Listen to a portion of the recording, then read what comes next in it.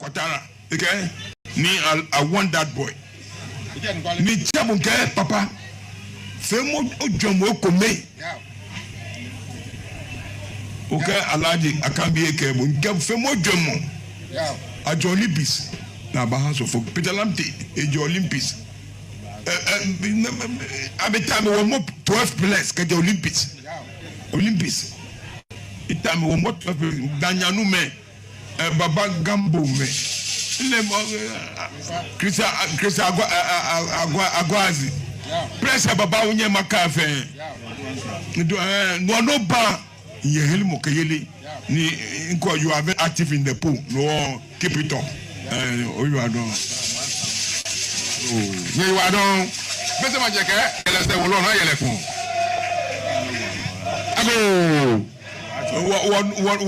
one look back on no more way to know. I can watch here. Ask a Kotoko. Miniature Mama did Yakaba Park. Yes. Meetan what more fish.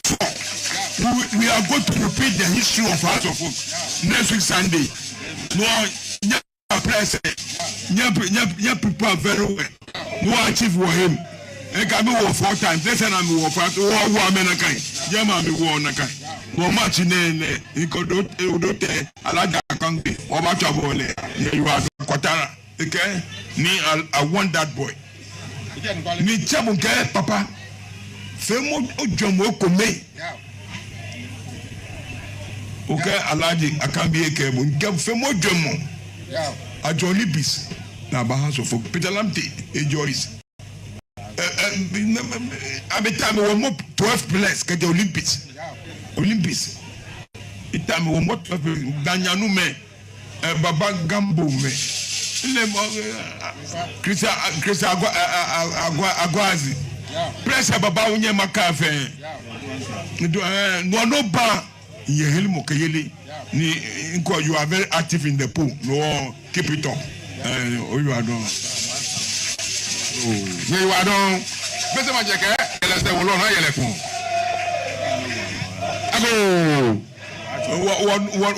one look back on no more way to know. I can watch here. Ask a Kotoko. Miniature Mama did Yakaba Park. Yes. Meetan what more fish. We are going to repeat the history of House of Folk next week Sunday. No, press it. Prepare very well. No achieve for him. I can go 4 times. This and I'm opportunity for me to come in. And I told you, it is not over until it's over. So we started together, and then it was just mutual this thing, mingling with them, talking to them. It's not about the section, it's about the attitude, the way you blow into their mind, the psyche, the way you go to them. That is the main thing. Because in coaching, the psychological aspect of it is also very, very important. So when they free today, it's not about training. It's not about this, it's about the psychological point. Telling them they can do it. Telling them it's not over. Giving them the necessary hopes for them to come to make peace with reality. So that was I did, not anything above this. And if I go through the Kodoko team, their last home game against Acheampong United, if you look at the team today, we made, I think, just about 4 changes. 1 forced because Peter was injured. Is it a case of giving those that were playing the chance to prove themselves, or this was those who performed at the training grounds, they were given Exactly. My training is very, very important, especially Thursday's training. I don't joke with Thursday training. I form my team on Thursdays, and if you go according to what I want you to do, exactly you play. So those who have coached before will tell you, Papa, this is my policy. So I think, yes, we work a little bit with the endurance, but the talking was too much. And then I did a lot of finishing. Almost every day I do finishing. But at the end of the day, if you don't shoot, you can't score.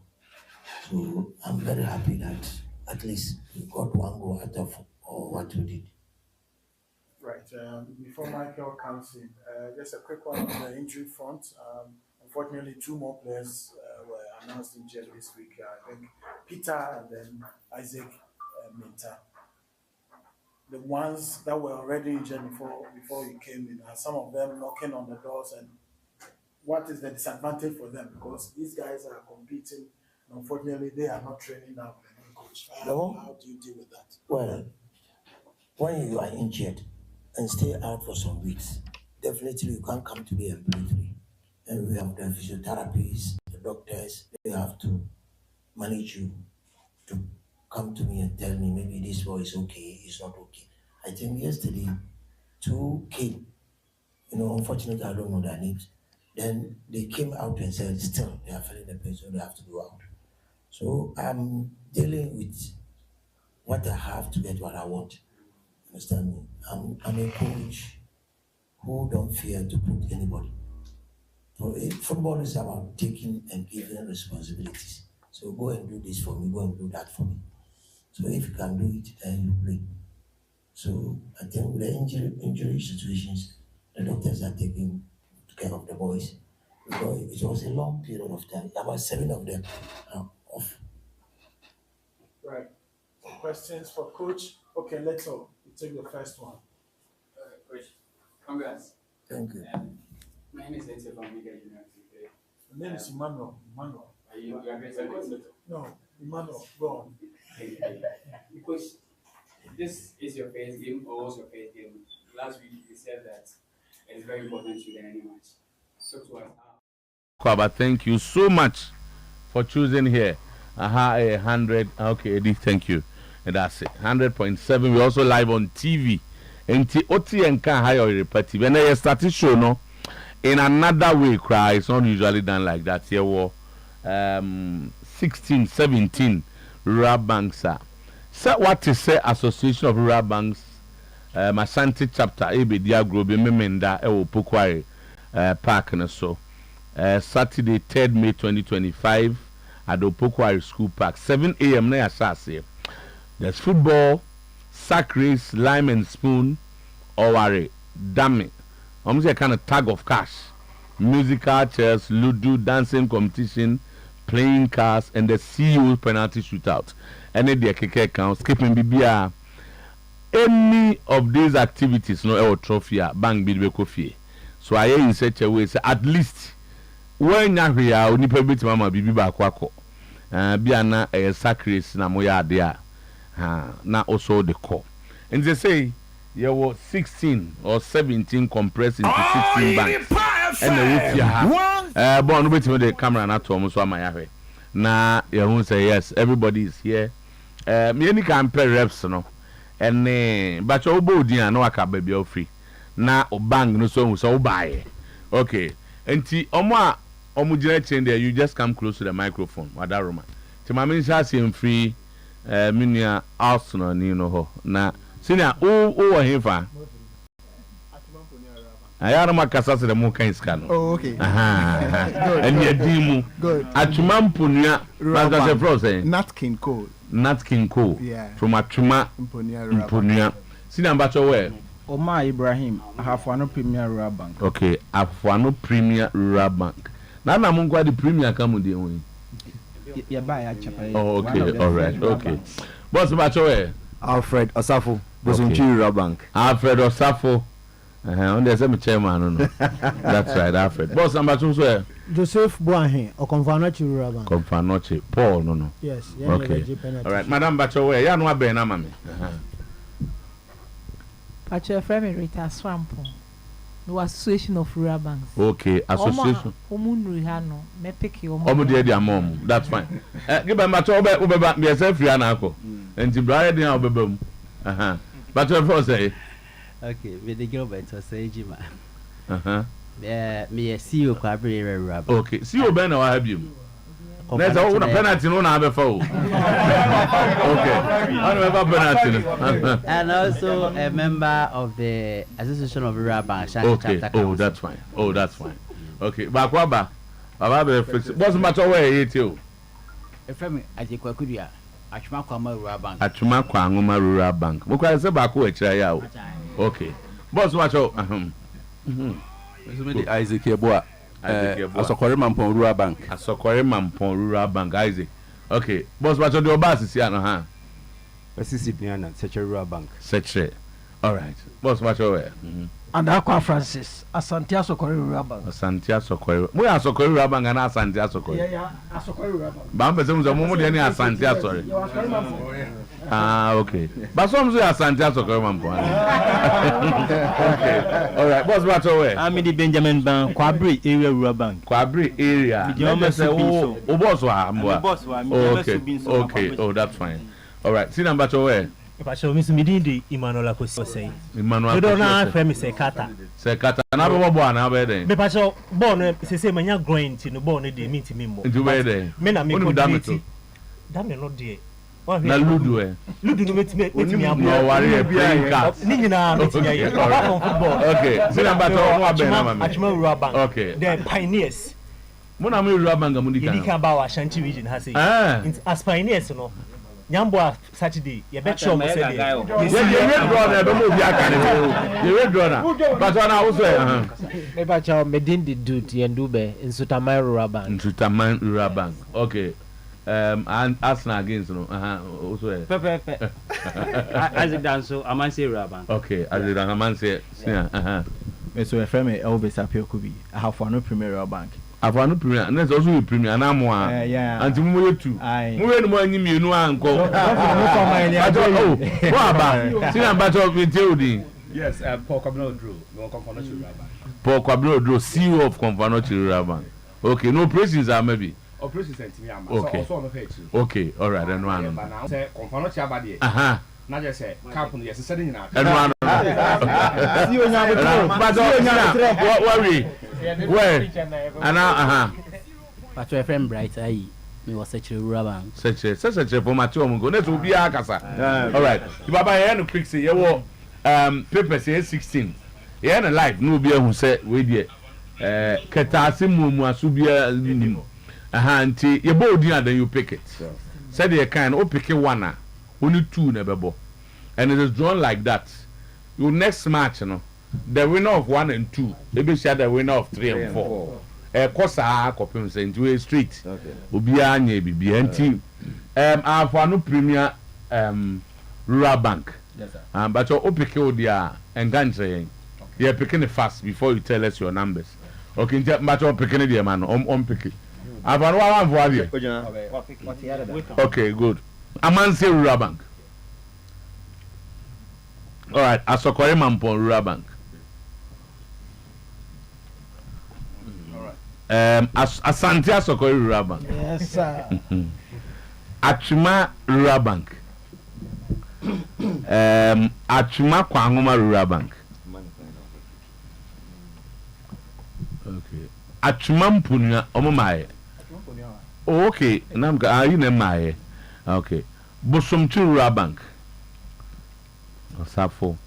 And Jabin ni anti madam odumadu. So be pick Jabin for amomo. Ne say the enter o pick 2 e be hard ne say. Okay. Jabin ni battle solo, Jabin kra solo. Fatu amai. Kwa mama na. Kuma woman so mai. O pick amuba kuma ma de mama. David Mikrom Bank. Kuma wa. Okay. Kwabri area. Okay. Muna mune subi akwaboso. So nje Kwabri area subi akwaboso. Okay. Sometymer Rural Bank. Okay. No apike odi. Nwabieja Rural Bank. Omo man chombe baba di Nwabieja mai. Mfama no. Nwabieja ni. Enti we Jabin kumawu na Nwabieja. Na Okonfanochi. The winners. Okonfanochi. Seche dumasi. Mai. Anu krum tu fa Jabin den bra. Fa bi Jabin bra. Ya Jabin na ma dio be. Na Seche Rural Bank. Okay. Last one. All right, the same battle. Baba ye line my you. One we unya one no. 1 year why? 1 and 1 and 2. One. Bank near one year why? One. Asokore Mampong Rural Bank. Asokore Mampong Rural Bank na 1. Okay, into omni 2 na bebo 1 and 2. Kwabre area ene Subinya Kwaboso.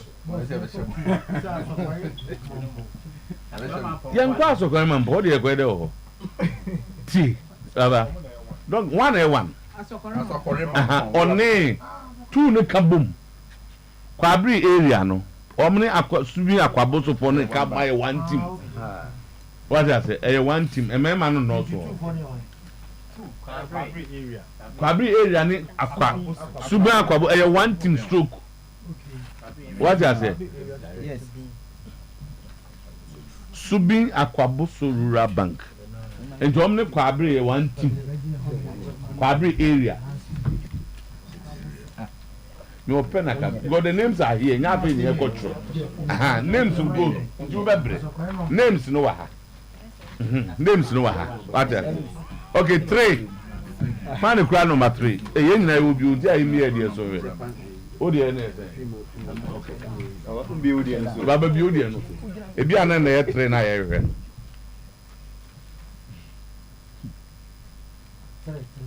have. The 3 of fire.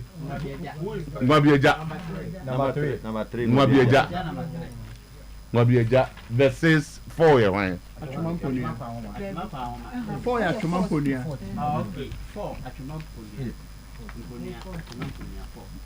But okay, so 5. 5 Achuma Rural Bank versus 6. Such a rural bank. 6. Okay, so 7. Asokore Rural Bank. Asante Asokore Rural Bank versus 8. Kumawuma Rural Bank. Kumawuma Rural Bank. Yeah, but say boom, mama. Okay, so 9. Such a Duma say 9. Omni 10 year one. 10. Number 10, I have one.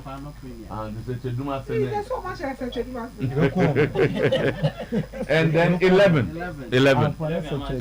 Amansia Rural Bank. Okay, versus number 12. Sometymer 13. Jabin Rural Bank. 13. Jabin Rural Bank. 14 versus 14. Achuma Kwanguma Rural Bank. Okay, then 15. Bosomtu Rural Bank versus 16. Konfanotu Rural Bank.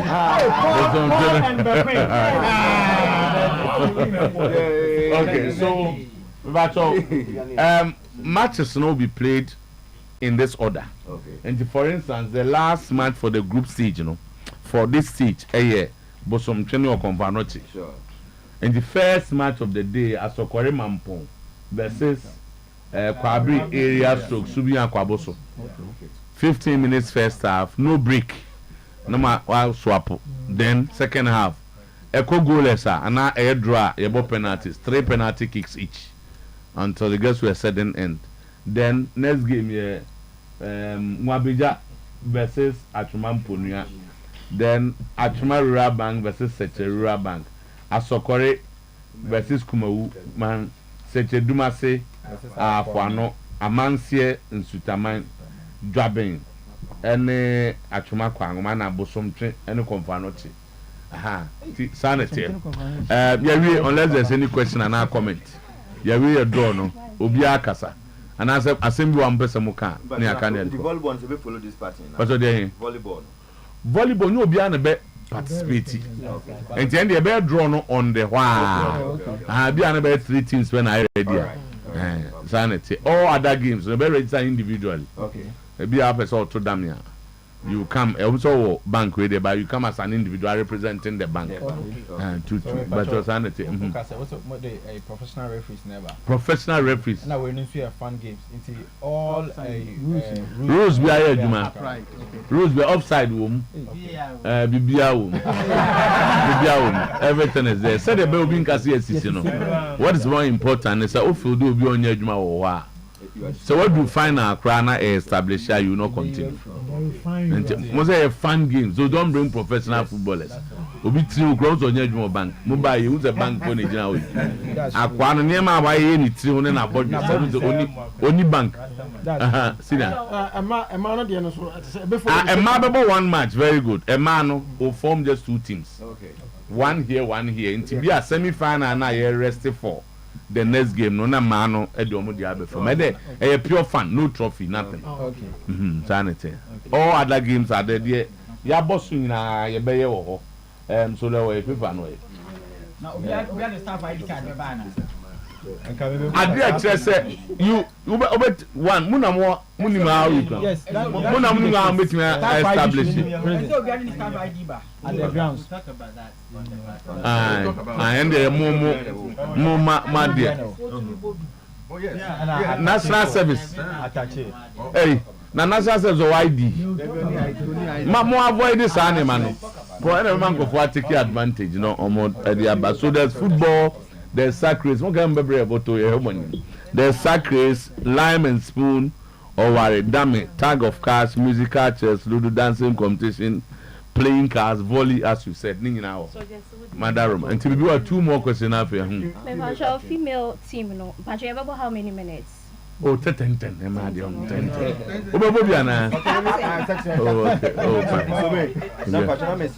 Use microphone, my say, Opoku phone. Which may release you on table tennis board now, because there are a lot of people also a person both table tennis. And we will work on that.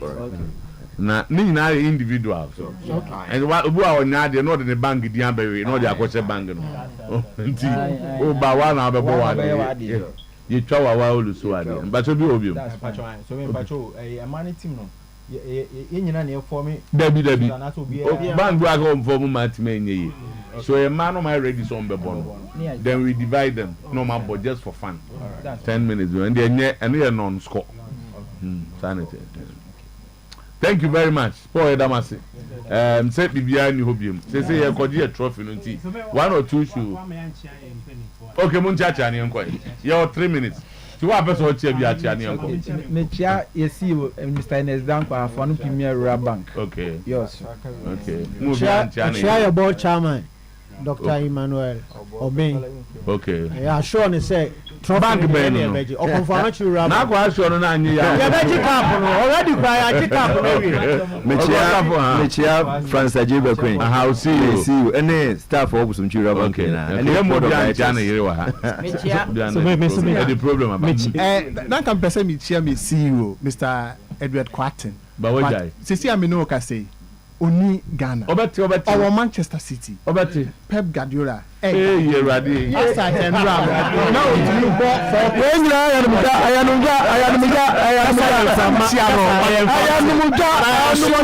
okay. Obeba. Saturday no Ghana. Exactly. Okay. So Ateta is busy. See you for mo so mo boye hu. O ko release budget bi anama ba okay. So as for confirm, we know what we are saying. Confirm not here. Legend. Me person me share me CEO Mr. Clifford Otuo-Acheampong. Okay. Na me branch me Jawa Alaba branch. Prophet Frank Adamako. Clifford Otuo-Acheampong say Achuma Rural Bank. Pioneers. And I make her say the last time Rural Bank is share ball no. Ye na ji. Ye church one kwa mo share mo 3 e be si no mo ntia. Ye history nko ana mo rely on. Yes ba be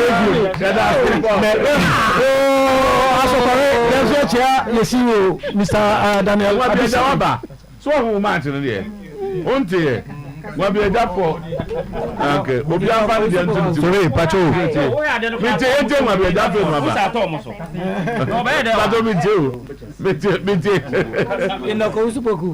We be there bank. Okay. Madam Yankee. You see you no. Okay. Otiano.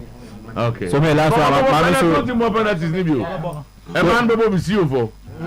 Oh, okay. So me Pacho me chia me chief. Me chief ono abo hockey from SHS Kumasi High School.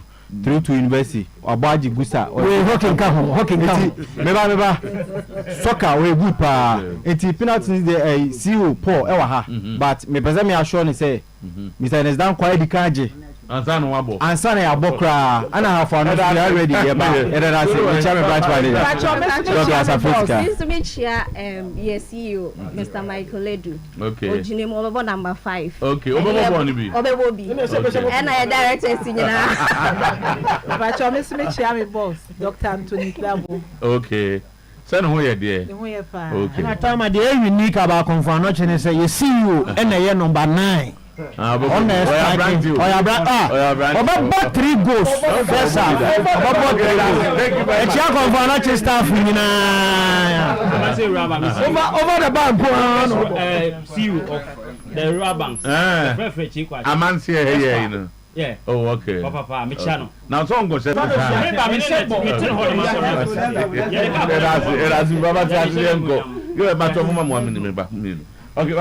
you have 10-5 now. Saturday, we expect to say you come and then see CEOs and bankers Nadia or Moya.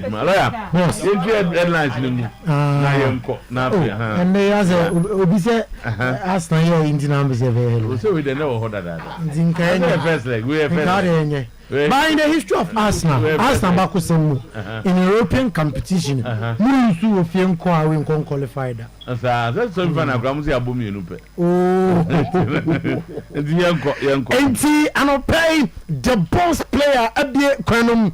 Ye conco phone crosso na and somewhere Eddie Adenteche and somewhere and pay a boom from pa on phone cross no yet on some atuanim and some no doso and then I pay lemon dear disafata sa wuche na utie and ya de emma wa kitty mam polibi and a akan so yanom akan bunu pa and pay ya to boase na ya no emra ya confirm e munu na and the Emma will show me live on Facebook pages and also Oyerepa Live, Oyerepa Radio on Facebook, Oyerepa Live, Oyerepa Radio on Facebook. Obese na wa comment the bar na the boss player atunobuase akinkenina ama said yesem and said ye efata anopay adwumako bia dama ama adesia konkoa yerin kofun cross semno and down and anopay a high sense refrigerator promo 2025 high sense refrigerator promo 2025 Mr. High sense and more quality refrigerator a double door dear kama dear papa and a opera unsa enya be open single door dear fair unsa can be open 4 doors fridges ha eye doors no aye maku enai obenya baby a odo number se obenya baby a odu nsuo e she high sense de omusi omunimia hawo enti amay fridges papa e de aba abonta e promo and womo aye sase on the 28th day of April on the 8th day of May 2025 omo de no oto a entwe kania bebre enti tom fafri omoso ye 0302 5500 0302 5500 kumasi ha enkrapum primantamu okwa renyapi atota kwa sunyane tamale hohoi honyina omo branches ewa okwa wombebua nofe watimi atofridges libi abusuam Arsenal any price in someone enra ewo Emirates Stadium London Cromo na dajiam any poso and I say again na say on the 4th minute ana Usman Dembele ekokonya first goal at the Emma price in someone dimwa and game no at the area abusua after the game and a price in someone young from Tuka said 19 of their games are America in a first away victory no yana amutwaso etime qualify out of 19 no ama qualify Kumako eduwake 19 baako pem na amantimi an qualifier ya tewonsem ejo enano play na yabako a party no so na yakwa price in zaman ekwanya mu plus no efa so celebrate win no after Emra na any fans and after players na amu celebrate Emra after the victory in Tiano and price in zaman players after winning 1-0 against Arsenal ɛwɔ Emirates Stadium ɛna yɛde ato screen so a wohwɛ bio no youngest English footballers to appear in the UEFA Champions League semi-final. Minfam Tuka said na 18 years 39 days etan Nwaneri and Onaya against Paris Saint-Germain 18 years 21 days Lewis Skelly Obakaya Arsenal against Paris Saint-Germain Trent Alexander-Arnold 19 years 199 days na boy let's say Roma in 2018 and 19 years na 205 days Kieran Gibbs Arsenal United and boy in 2009 odi enya sa record na pay ya dinna atu and now no pay na top French scorers in the UEFA Champions League knockout stage Abusiam Kai Benzema and Elite goals Kylian Mbappe 24 goals Thierry Henry 12 goals Ousmane Dembele Abekao wanya 9 goals Zidane, Antoine Griezmann, and some Abusiam Yadam Sam Ejo and a player and Paris Saint-Germain and a trust and man of the match or say and a game many a sound said General say Timmy Bia and Paris Saint-Germain Timmy a victory at me a buyer at the Emma one or say Omania J no Anijano and Suwa Homco Dufia I'm not prepared for Arsenal I feel I was only Arsenal I feel nothing I'm a co-finance BM or say mission accomplished this evening or say no numero a Juma or Dimpa London Cromwell na or try the second leg and all I Louis Enrique or say I'm objective Cecilia and some bet me I win the second leg or more the Paris Saint-Germain plus number so and now I'm a tactically disciplined they are catching boys now before the game second half or no Kasaye Nina Anti and Juma and Louis Enrique Nisma or Tiatukam and I'm a play or say Opera Utu Champions League final. I was say we be special and near Mikel Arteta and yes be Arsenal and to finance keke. I was say we be special and some po and I'm at to finance be special no and to Nyankopo next week Wednesday. I will park at the Prince and Mikel Arteta on the summer on two jam after the game. Mikel Arteta said BBNC na after say I'm about first 20 minutes ready. Almost so far in the game after first 20 minutes of beer Juba Arsenal and boy on the court na afe on the mentality sir on kodin kodimum e Juma and Mikel Arteta after the game in summer of the Atuga na David Raya Thomas Partey absence affect Arsenal na and also obia any qualities Thomas Partey and na the Alka and it's a Declan Riser with the absence of Thomas Partey about number 6 na Oyajuma obia and the Declan Rice everything aye enti Declan Rice Jumanum and na Oyemye na Partey e team no a eyara amatin complete and aye David Raya we have to do something special in Paris yenti Mikel Arteta manager Emma Arsenal come on the ho oh sister there oh me say Madrid no oh fear coming sa na mentality sa on the Santiago Bernabeu akwa no some mentality na and I'm going to call Paris Saint-Germain game no yente Mikel Arteta. Half time, and my message being exactly the same. Post Real Madrid at home 3-0. Is we have to go to Paris and win the game, and we are more than capable of doing it because I saw two very good teams where the margins are so small and they had efficiency in front of the goal, and their keeper as well made a difference to see the result that we've seen tonight. Do you think your side was missing anything this evening? Yeah, certainly. We want to score a goal and concede one. You have to, but we did a lot of things very well as well. We had a spell in the first. I think the game had phases. The first 15-20 minutes, especially them scoring so early in a great combination play when the margins are so thin, the finishing is unbelievable. And then we had Mikel Arteta still at the Madrid team. Ousmane Dembele, Thierry Henry say I are the best in the world in Pempe. Thierry Henry. And we all been saying that in France for a very long time is if Ousmane can finish what he starts, it will be one, if not the best player in the world. And that's what he's doing only now, which already... So, sorry for interrupting. Does that mean we are watching the best player in the world right now? It could be. Love a headline, don't you? No, it's not what I said. I said it could be. So that was in the past. I'm saying if he does that on a daily basis, I think he can definitely be there. But this year, when you look at what he's been doing since 2025, he's on top and he's on a run to win the treble. Ano and Sama Urano at the Atuka na Paris and Simon Ultras no and Abacasa London Yamodia Wamutum and yet Yabaka na Yatie Amasa Hokeka Amudira and Mr. Jumho Paris and Simon Ultras and Numa Amotoyano Ebine.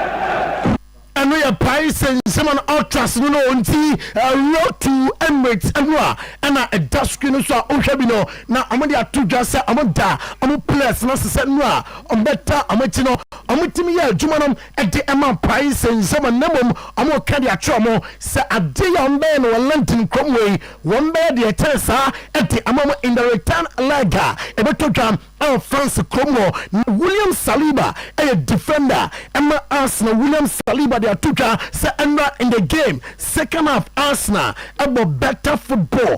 Create a lot of chances. No more intimate and partner. The Oreca at the Ache boys and say it is not over. The Court Paris now for Park the Prince next week. I qualified to final when Rooney, a former player, Emma Manchester United, or say Paris Saint-Germain and Nanka Ambetimasi 2 and answer 3 or same a bit disappointment on a choir Arsenal from a first Asia can do baby not France also as Mababu and ya Dadinina and Toga say onim as Arsenal say Real Madrid no na ya Arsenal for say or Manchester Madrid in Tinuano ya cup finals or say Madrid game no at the Arsenal for meeting with them and you will win in some and then I'm play Yabako Barca and Inter gamer and then a semi-final 2 in the UEFA Champions League at 7 p.m. and I told your name Dr. Daoud of Daoud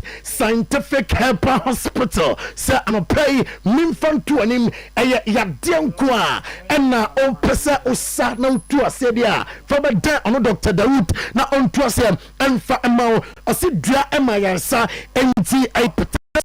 and I ate na Matthew this year be up to fem abusuaudi atina ya de na nko fako dan Dr. Daoud nafe on trasiam and am syphilis abako afe about prostate cancer season ya sexual weakness cardio atinete ewo na so abusua fako dan no on fidia or de be diagnose ya de no na wo hu ya de a ewo honam dwanum no da bibijo ase adwoso krapa old metro fm dynum and our serious sound so ko na answer ya de 0244886437 0244886437 0201 681-717 0201-681-717 for Dr. Daoud na amwao afe nyankopobwa ene 7 p.m. emma Barca and Inter Milan at the Ebony Simone Inzaghi Inter coach or say Champions League semi-final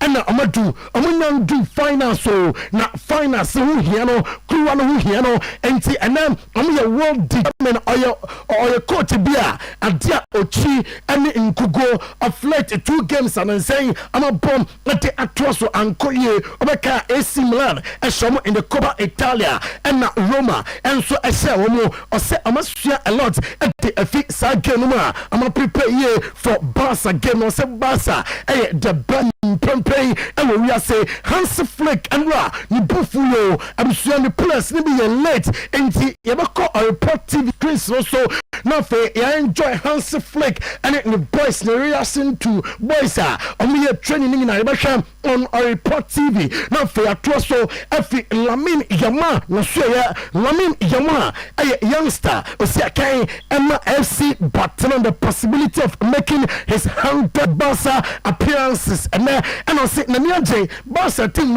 a young could I say, and a debia, Omina Konya, a bossa number of games, no, and to say about 100 game, and at the Barca, Namiaje, not dear Oshe, and it's a victory, no, about Abba, and Lamine Yama, Hans Flick, a Barca coach, or see me focus, our first leg, and also in Timberland defending or more individual good players, players, I am with Dinom, who bet me their compare player, beer, and when I hear the likes of Hakan Tahanoglu on their best day, Lautaro Martinez on their best day, beer, who to me, and your Hans Flick, Fabio Capello, the Don, or say, so the Barca team Nisiwo. Now the Inter Milan team Nisiwa in the midfield no Pedi, Frank de Jong, Danny Olmo, Obechusu, Herrick Mkhitaryan, Hakan Çalhanoğlu, Nicolo Barella, Obechusu ahead of Barca midfield no, and your Don Fabio Capello, then Sama Oti Etuga, and then Anpay, Nabusham, Utie, and Sama Oti Etuga, as a favorite team, and then Inter Milan. Now Hans Flick and the press conference or in some P, Emma Etuga, you bet Hans Flick manager, Emma Barca and Sama Etuga. We only focus on the first match, so this is the first step we have to go. Inter is a very difficult opponent. They are defending. I think the defense is one of the best in Europe, but also they know how to build up with the experienced player. They have midfield, really good midfield, and also the two strikers are very strong. So they. And now I Hans Flick and then Sama Oti Etuga na line up penem abeko game them players abe start am feroni I'm so for such a better goal post no. I'm at Barca after Gerard Martin, Inigo Martinez, Paul Kubasi, and a Juice Kunde about completed back from Fifi, about Pedri and Frank de Jong. Now for Rafinha, Dani Olmo, Lamine Yamal, now Ferran Torres, Ali de attack no. Uko Inter Suya Yansoma about that goal post no. Na the back three no. I Bastoni. Achabi and a Bisek among and a completed a 3-back. Now for Infinfio, I Hakan Çalhanoğlu, Mkhitaryan, after Nicolo Barella. Now wingbacks no, I Danzi Dumfries and for Federico Di Marco and you know Lautaro Martinez, Marcos Thuram. Any players are almost starting game with Jose Mourinho. Or the story am na no suye after say Inter ofi Inter story didn't fi Inter osuye and na ofi Inter no Jose. I wanted so much to go, but I had to escape, and Marco got me there. I didn't sign with Real Madrid before the final. I refused to. I wanted to play the final without any contract signed with Real Madrid. I went to the dressing room and I ran away. I went to the bus to say goodbye and I didn't even shake one hand.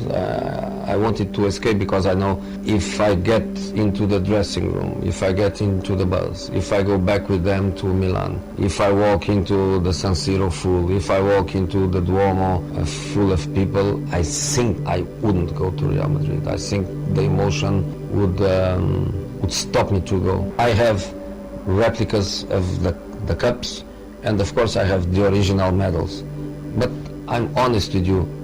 Enti Joso Peso Chemisa Osuye na wan journey the team bus fisa so koya nkebe den se abeko Madrid Ivan Rakitic se almost squad nom this year Kama Barca no the likes of Lionel Messi Neymar Suarez no nka Lamine Yamal onyamura da eno Ivan Rakitic nensema odi etuja no pebusua ye jaso edin confirm cross nsem no esiha enano pay Carl Chaco toothpaste Fix My Ride Company Limited Bibinito Ma Plus Etumpai Insecticide Spray International Mama Abe Herbal Clinic no Franco Trading Enterprise Power Specialist Herbal Hospital Way and I'm the Namtiana Mama de come home Sunset meet me son 9 me try to tell legend Tenase and another big game our the night for the champion, of course. You ever heard the big clash able to drive our Accra Sports Stadium. When you know a from to bring the baby here na the Akano etimi abetwaso. Enjoy your day, Leslie Otuo-Acheampong, birthday wishy every chairman and the same country say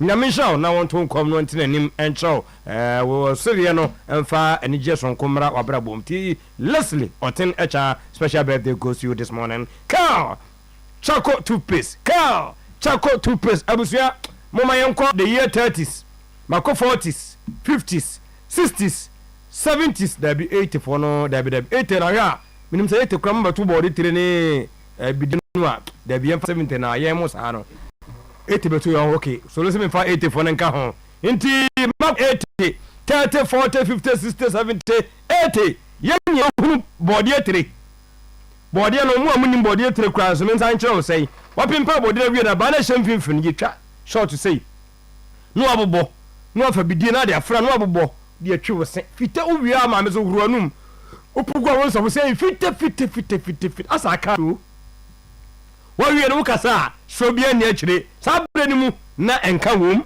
yes and just a boss na gam no ho ban e man konkone na so nyagina wosim wanyina and the ten says Samara company hu you know say there be yamfa mfra fane enko yanchi kakra enko ka say ye wo ka chako toothpaste e wo ho to bi o pese sa nyema nyina ba ne se ho no ne simple fitepete wakasa go so wo nso anyi nkonkone ne no emfa mfrim na afei obomu a bo na just samini no na dia usro bibia we nyina ka ho bi na food and drug boss there bi sa de we de mo kofa ba dia na just madum Ghana for the food and drug boss stamp na timachi panyan yede tim wie yenso so no ene obi ko shop na just go ushia ka na ene so wom oko provision more onyina no e wo ho 0246 864 798 and 0501 545 6426 sorry 0501 454 462 na wonya ka chako ni bi atumi aton akoton anyamfa so pewa ka ne de obi aso ofix bi nanso otira anya yi a asa ya wo fix engine no condemn enya condemn mamasa ene engine board nya bete ti mempe bi atienti na matu fo se peda o ka ni straight fako na fako ma face my rad company limited o ka ni bi kra akonya cost price baby yen ya di si ade towing car ne beko ye ko to di be si aso ya fama yen afeduma be na apese yen ewo ho obi si da minji no montene ne kama enfama me aha to bi ho a overhaul no hia body works oven spraying yen spray fe ye ba air condition no embo yen electrical works bia wo ho ma no na ejan kotom automatic gearbox no repair yen ene ye maintenance of general servicing for all cars enu ntiti nie uka kra konya kwanhia na abane so we de I disconjoy ya hwe nya yi a de betuma ya ne se ye besa to scratch na car no bia wo de na wo to ye no wo to wo de no 2018 ya 2020 2025 yi amuru dwan ya ba fabere yen na ye modify no na Africa no ensa nya se de nkofo na koto no a wo so to de so acho na no mu nyina no guso enjoy edini Small Rad Company Limited ye kwa no pay akohwe mu ahodwo na about sanso and between Georgia Hotel and Greek office one more obi mu ewo ho 0500 210191 0551 498884 no when your first my ride company limited Bibinito Ma Plus uchim kakra na Bibinito Ma Plus adro asi wose won tra homa ulcer tete nkofo obi ba wose medie no mekoje hwehwemu no yese medie ne gastric ulcer obi die esophageal ulcer obi die duodenal ulcer peptic ulcer stomach pain stomach gas indigestion ni nyina no yakeka kyerew eho aduro ni mabodi akyerew no Bibinito Ma Plus wo be adi heavy wo na di heavy na binya ko gina wo yenu pa masa sha hombre kakra bi system ne strong a ahoto no etumi aba utwam ashtown sisi ya the bitter pharmacy nkofogu ho obehu so wapagya ne nsa Toma Plus ne yidi amano utwam ba promise heba Toma Plus na no so yidi amano okotu osase no no wamona enkran okanhye no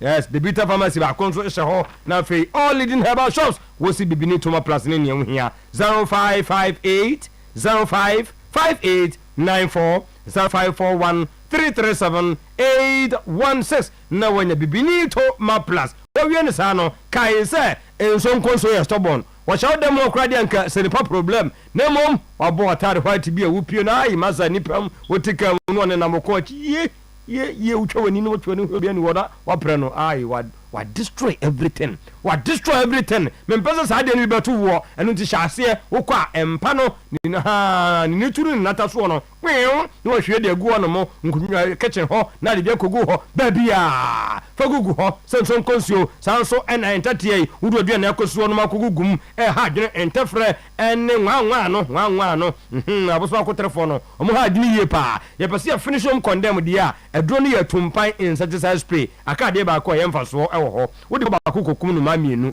obi de owie a wo se dem ho no ni so ko pe spray bi san se heat ni kwa sa no odin wodi owie a na fe dem wo ye secret no ye fen se flavor no lemon and lavender we near the fry near the ya say bra with the spray e de wie compare ne de ntunkofo de no de so no so de so no so no esa so chenkofo de no obetu ato 750 400 ni nyina no atumpan insecticide spray kai so ko kuma se sokoban akra pokuas ACP takrade hakuna matata 0553 082674 0553 082607 number C and you copy a tumpan insecticide spray etime eto what do tana so if I talk to obi say who see wa Pachapa junction where's one office nya na ba no twakwa ni mu ufiri so fla kwan so bia wokwana ntwakwa ni mu biem taxi rank ne na wo ho no abe somebody na si taxi for no no no gina ha wo so wo yes sense na dia ko in the next 5 minutes who could grab be ho wo si da be wo ya de ne ye wo samanko do wo pe dropping 2-3 minutes odo be ko obo be ponu ape won sani fa so ne somebody no ba kusu ho no mo if you are painting yellow somebody no ba kusu ho wo ko twe ko ni pa gu ho a mini akọ abo ponche se be okọ ya yabo no pu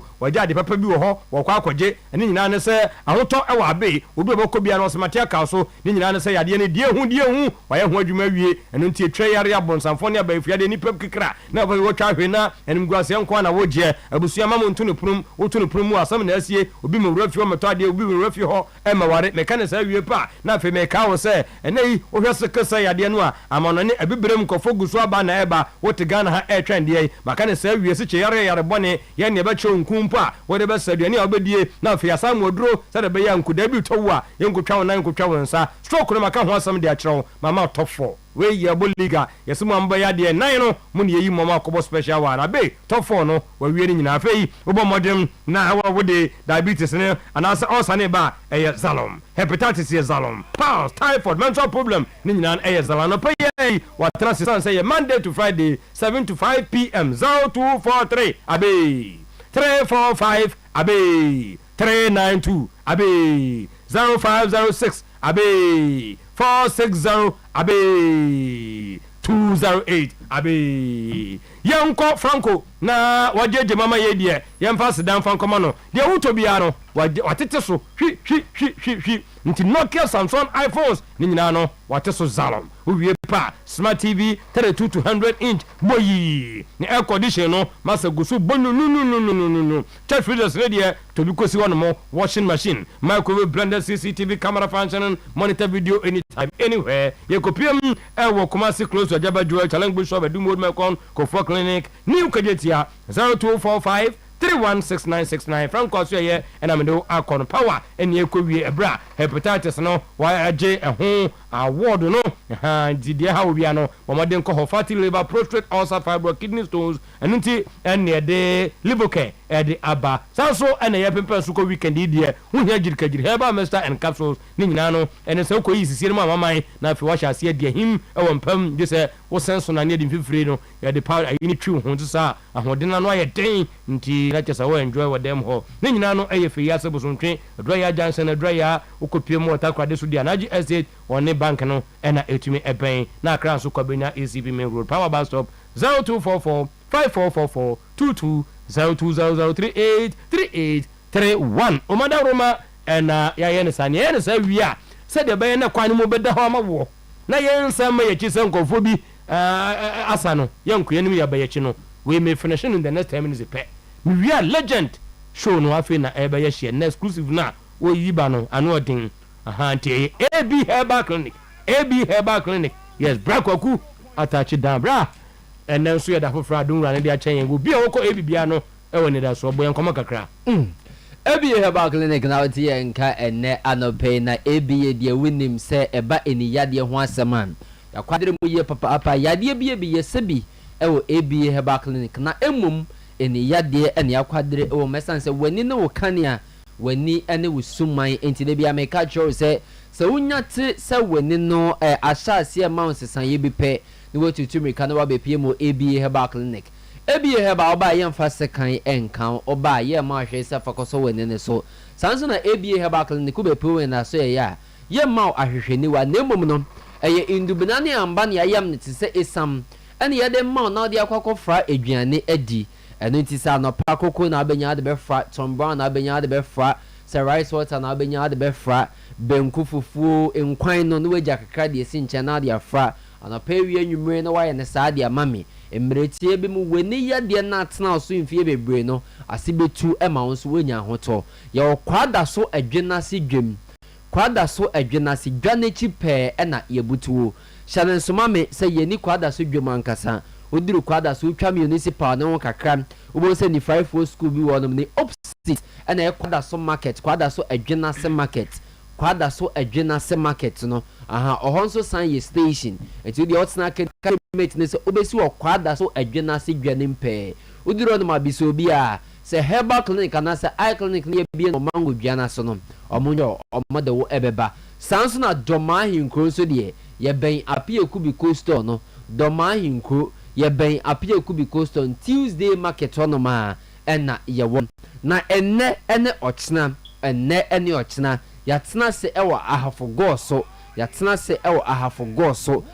Genesis FM premises so no ma ne yɛwɔ na afei fiada nso no yɛhyia mu ɛwɔ Adehye FM premises so ɛwɔ bibieni Adehye FM premises so ɛwɔ bibieni yɛ numbers ne gyina frame 0541 56 5199 0541 56 5199 and that's 050 281 2161 050 281 2161 no abo modern ya from Mr. Weni yadeɛ no me se de bia meka sɛ eni yadeɛ na etremu yadeɛ eni yadeɛ ne yentine mu yadeɛ enti na yendro no yɛde frɛ aduane ɛsan sɛ wohia deɛ bɛkɔ trenim na kontine ne so akɔmɔgye ne makɔyɛ mu adwuma apepa eni n'achima ne pie wani ne so ame wani ne nso atimi ate han ɛsan sɛ yɛfa yadeɛ bi te sɛ glaucoma yentine mu yadeɛ pressure band na da trenim no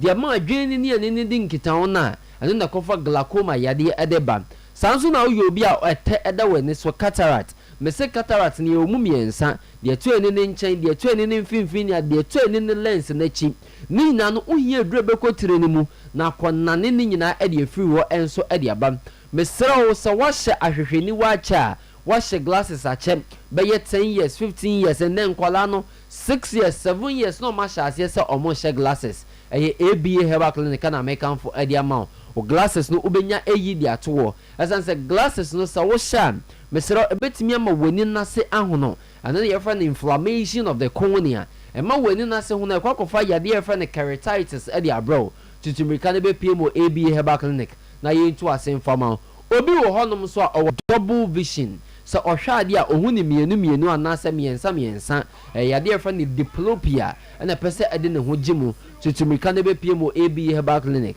obi nso deɛ adesa a ɔntumi nnante adriverfoɔ bebree adesa a ɔmo ntumi ɛndrive ɛyɛ ABA Herbal Clinic na mekanfo ɛnso de ama wo wei ne yɛfrɛ no night blindness ɛyɛ nyctalopia nti wobɛpie mu ABA Herbal Clinic a ogye yɛnduro ne bi na ɔde akɔ akɔfra aduane adi na ne ebetumi akɔre ne mu na yadeɛ bi a wɔtire ne bia anane ne nyinaa de afiri wɔ deɛ nti adan ne de nyinaa yɛyɛ amanfo surgery nanso mbɛwie no ɔmani problem no ayɛ worse ne sɛ yadeɛ ne yɛtire mu yadeɛ enti sɛ yɛkɔyi deɛ wɔ ani ne so a deɛ wɔtire ne mu ne nso no wobɛyɛ ne deɛ yi enti na mɛka kyerɛ sɛ wotu anamo a na wotu anamo a wankasa wɔn sɛ ampa anamo wɔ yɛ metu yɛ yi ɛde mfasoɔ bi abrɛ me enti ABA Herbal Clinic and I make for Eddie amount. Your numbers name 0541 56 5199 0541 56 5199 and I say 050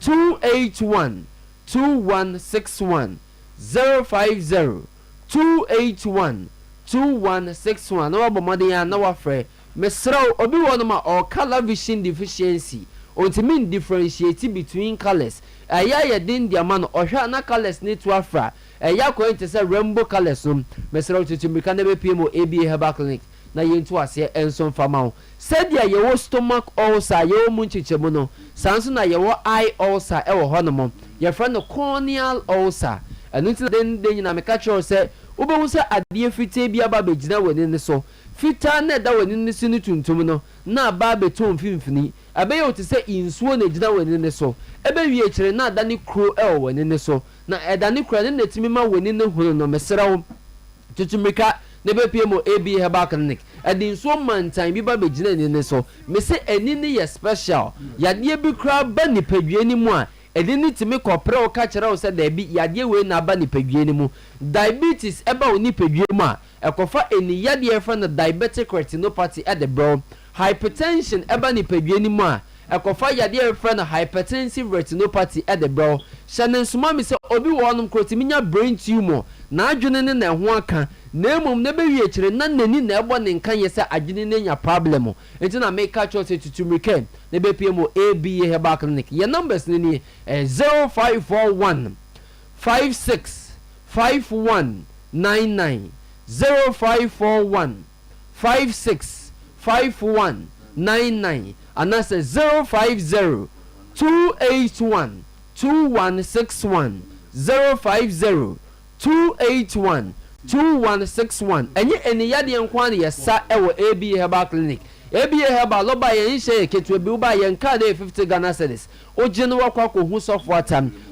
to ba so ba be bo nipa nti o se mfa ho ne kyese yade a ode ba ye ho charge bi ode be ma obia no ode echemu miensa na etuemu baako jiedro ni bi koneko yusi wankasa na miensa ntemu akire nan dodo na atimi tutu anamomba enu nti ne ye bo ne nsamra so osofo 3 days no omuko yusu edro no nsesan ye dia bere omunti ana omode sansamra ne na ba amfo na kire ne nto aso wankasa ukoba ode adanse ene beba sanso na meka cho se hyene soma me se HIV mowa ni bi oni pedwem amiankasa mehu bi na nra na eme wanwa esane se obi baaye na bi woni ni pedwem obi woni mogye na mom okoyusu edro no de adanse die na eba okọ hospital sanko endro the report ne baaye ebe che doc na atimu se improvement aba ni pedwe ni mu etitutumika na so beje de o de kwa yeti na anom manpower na ye adwuma emema na muntime mbo adwuma wo mpem no say ye erectile dysfunctioning say wo de ne premature ejaculation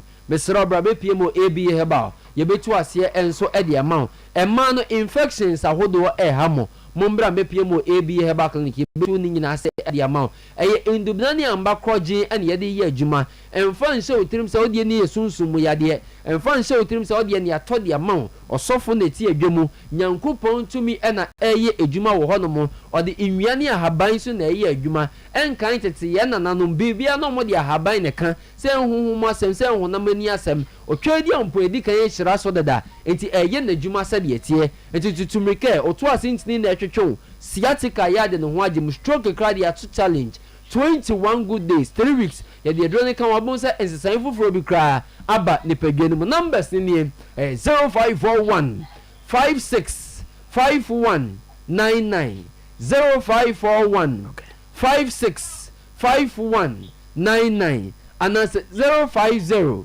281 2161 050 281 2161 me sorry so na make ka jese we dem dey to ya me sure papa ni nyina ne say me professional nurse ba ko na ma employee ni wo ABA Herbal enti numbers na me dey atudwa na me here professional nurse ba ko na che say ai onra na na body o ti saying oh me pe oba come aha yes just was I come say we say eja na do nim na say adwuma ye na abe na kama no there na ya na dey show boss ni na ka bi marketing strategy reception na we are go we ni no na no go headness o bo kwa kasa kra boss kasa kra tu kasa dio ka do nim kasa ho fa kra kasa Hey, I know you papa.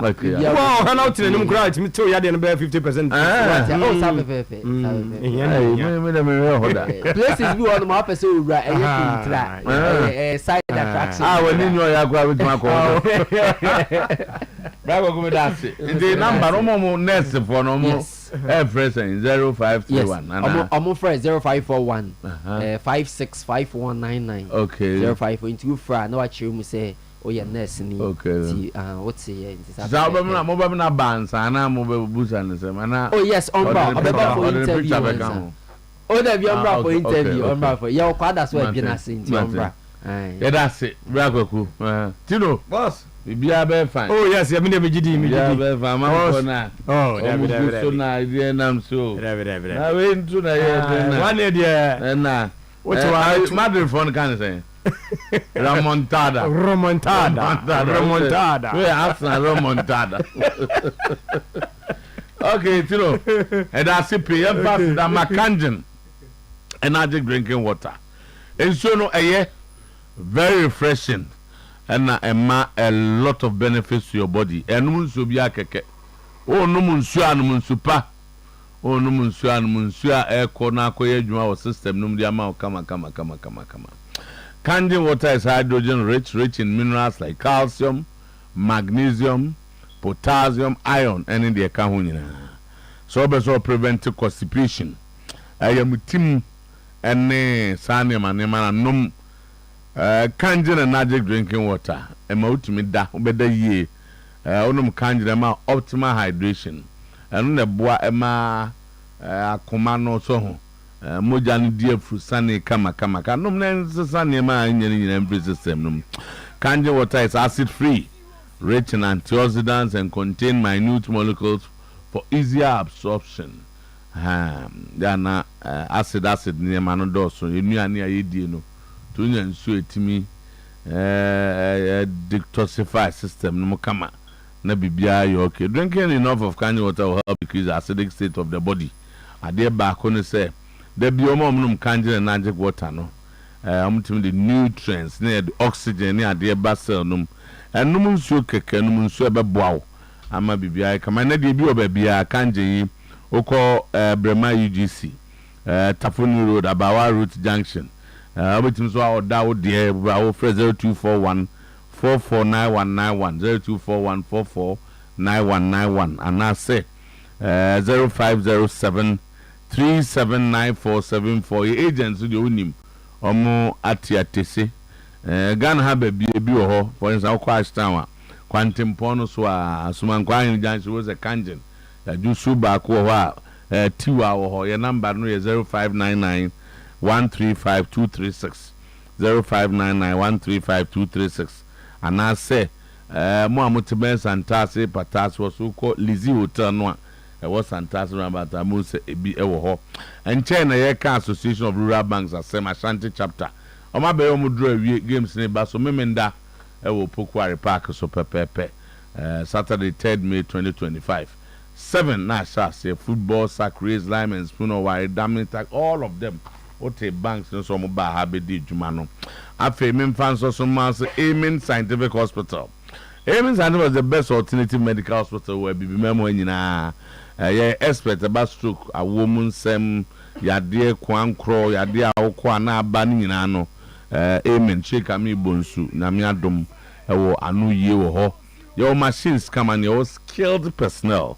You know mako over 24 and a Ghana Baja to say yeah yemfansa yare Kumasi ya watchuma techiman kwada so of one sequence udu Kumasi so for line na wo say o ko Amen Scientifica ndaba phone betcho ama bibia koso kama sana etie wo ho afenzo so yeah wo 18 branches ewo enchi boga wa bebia ni Accra Takra de miamia. Your number is 0277001234 0277001234 sa enetie hoya na ofre yen Viva Nego tablet herbal supplement boama pain relief when na yo ya sciatica pains ni kotodwe ya de wo beti wo sisi any pain bia unya bia no herbal technology for ɛna akɔfa Viva Nego tablet de aba wobɛkɔ baabi ɛtɔn aduro na afei ɛyɛ supplement for pain relief ɛboa papa shop biara bi wɔ hɔ Herbal Technology number ɛyɛ 020-833-7711 020-833-7711 akɔ a ozo pɛ Viva Nego tablet wɔwie ya no apɛ grofa anom ɛnam sɛ ɛno wo a wanum ato a wontumi ne deɛ bɛboa wo afei so mo a mo nan ne mo nsa tae titiriti wo experience numbness anaso any issue so kwa fichira oba ya na unya nneɛma sɛ deɛ sɛ fata momodin pɛ group fine ne benum yɛ de koko ɛne haban pa na aka bom de group fine no bi wɔ Colenac bi wɔ Misty bi wɔ Smart Herba Fedimense ba bi eto aduro bi a Pidank ɛne Pure Leaf ne bi wɔ ya na wa hwɛ yɛn ɛwɔ digital herbal clinic Kumasi Amokom roundabout and traffic light. Group 5 makes you group 5. You can't no them krum no so ujina car no ye be ma group 5 bi na ho ato kama Zakito atenase da yewura Joseph ono na atenase no na da ye de obi atimi so binti yes we be so de e so from rural bank e na se sie yi o mugu so kai yen se eya na ya ye savings yemfa isika mra current account fixed deposit susu savings special account joint account trust account ni nyina o yesa amabosia se wo pe susu loan na wo pe bosia be na wo pe bosome frɛ ho frɛ yen overdraft agric loan bonanza business and commercial loans ya no ane bank di djuma bank papa bank a no mu di djuma tim se okotokro nkasro da bia no mo ho ma wo asem na ato enema mu na ye de ama wa ombeboa obetima beto shares ni bi your head office on soem number 2 your branch was siwa e wa asafo adeshima bodu sango be kwai o tafum ronto ye e-banking no so obeda star 992 hash ye na ye krono number 0548533050 0548533050 and that's 0243 600 002 bosome from rural bank Momodia neko asaf market ya kase o adeshima na afi be kwai ne de keka wona Zak yes now a Champions League night football yes. But I had now say one so that I remember for so cause I was also that no by in Yankopon no the amount so enti send away as we come obi we say by force so that I am watching yes magaza let's also say that do be anim so and also that was also that what's it that I'm that you go anim there what's that was that that's what the ama and go say force so about ba ever and no ekwa Emirates na UEFA Champions League semi-final na Arsenal lost at home 1-0 to Paris Saint-Germain. Na because of UEFA's decision say omoyi away go rule free omo competition munti no. Aya scoring away go na recently no and shada ma wo advantage because there's no away go rule in terms of obodra. Kaneno nka wey PSG win 1-0 with a drawn game at home. Any drawn game will qualify them because of that 1-0 win no money. But now it's not there. It's a match still now the scale leg open. Even though PSG will have advantage because we any first leg Emirates. Then who win? First, so Joe Bama how PSG or more burden up on just to get a spare man and I say a +1 man in almost anytime they are burden upper. Omo decided say anytime they are burden up no Vitina abeka ka center backs no ho Pacho and Makinos. It's not my 3 at the back.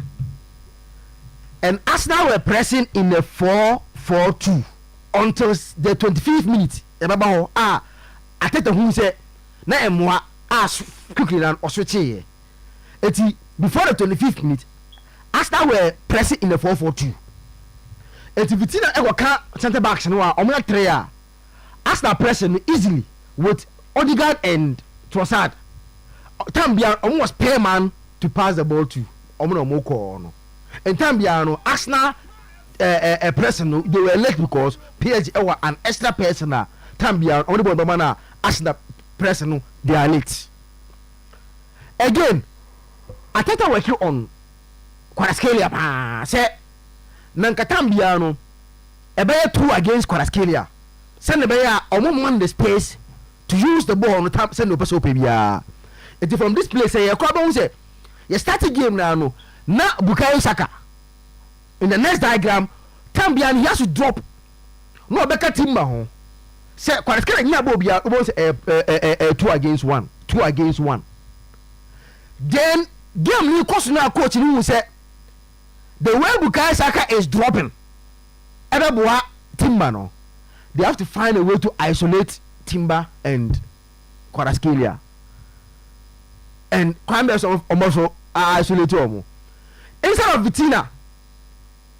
kwa back to Ramana train no now Luis Enrique na just say Obama Nuno Mendes ni mum eti now na enye Vitina na ehoka to Ramana train na Nuno Mendes so Nuno Mendes ehoka train no what happen Bukayo Saka have to press Nuno Mendes it on your screen say Saka kwa now omo find a way to isolate Kvaratskhelia and Timber and to here or your 3 hours on one Timber the diagram is so Joe Ben faster within the space of 10 minutes na Timber I 3 hours against Kvaratskhelia when they find a way to isolate Timber Nkwane first Kvaratskhelia me sense Timber by England no ho turn no by me who say no watch the game be say the what Kvaratskhelia did to Timber yesterday honestly me who be that who say he always win the battle against any opponent that he has faced but Kvaratskhelia yesterday finding a way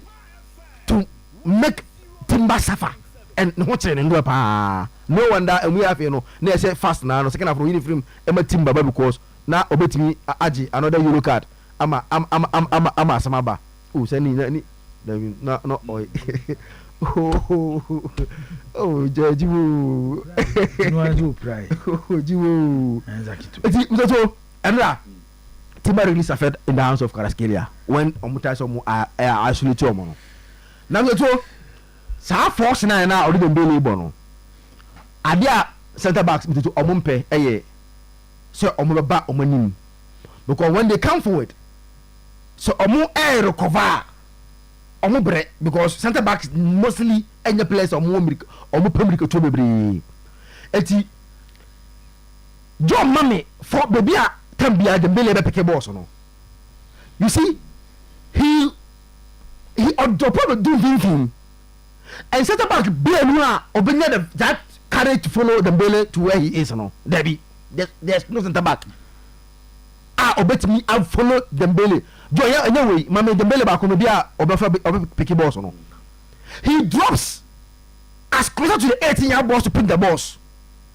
eti aya na Eden eti we do here on your screen look at Kiwo what did he say to say baby Dembele on team ba he can't follow him there look at Saliba they can't follow him there it's Obejibo now look at how Omenya at Omenya 4 so they have a passing rate it's not easy for them to track Dembele and Adebakwa Dembele there space me be ka say bi wa say last name say the argument by Najib no nya adwen Dembele no nya pra skill set say yenje ball yemfa nya bibi o park so take away the goals Mbappe will score and the on Mbappe nya no yonkono no but Dembele ekuya ball na the other ball here he take us and how he reduces opponents Mbappe ni side ni bi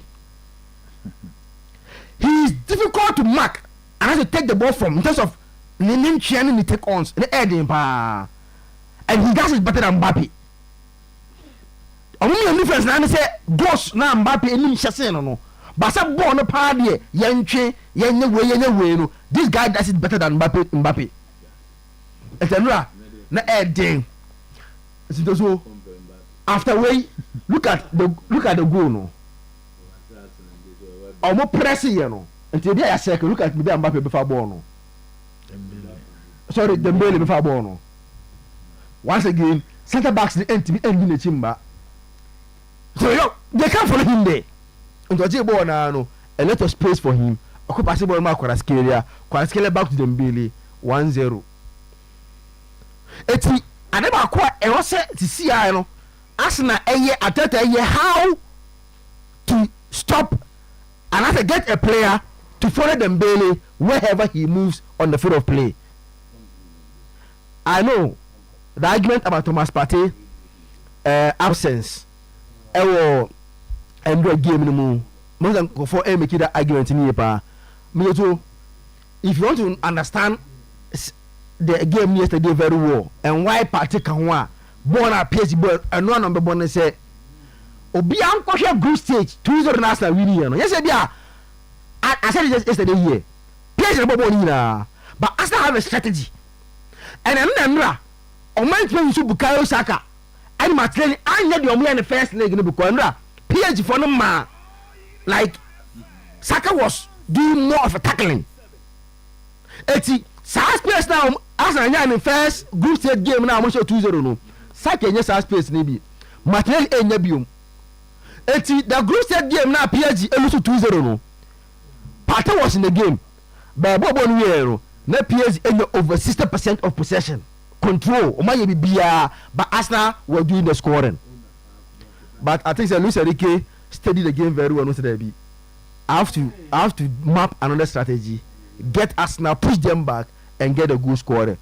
So we have to have a discussion about Odegaard. Me sure say me.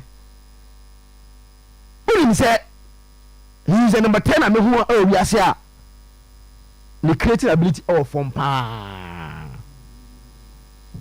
Need the answer or prepare ball no. But you never see Martinelli Odegaard giving through ball passes, creating openings. Need any sideway passes and giving it to Bukayo Saka. I think we have to have a discussion about Odegaard. The role in the Arsenal number 10 role, no, I think yes, he obeyed the ball, but the answer sideway passes. You will see him. You say giving sack through box now. Look at Skelly. Born out the man Martinelli no. First half Martinelli born out no. You say yeah, Skelly Oyerepa. But you will see Odegaard as a number 10 doing that in his game. And going forward, I think Arsenal wants to improve her. Because you know, if they want to improve now, I'm challenging league now. The Odegaard discussion is on here because I think he has as a Elkumo Nima and Bibia 0 everything 0 and in that rule, if you are number 10, now starts 0 to what team now on a bono. So that's something I can leg in open because a 1-0. I will go behind him and we will still look at the I will pack the princess, but the advantage Paris Saint-Germain. I will second leg in the analysis to the near one. Oh, the analysis, right? The Macabiano, then Maca. Oh, so can be any watching. Oh, but Sunday has episode. What can the come and all of a sudden, only got a 0-0.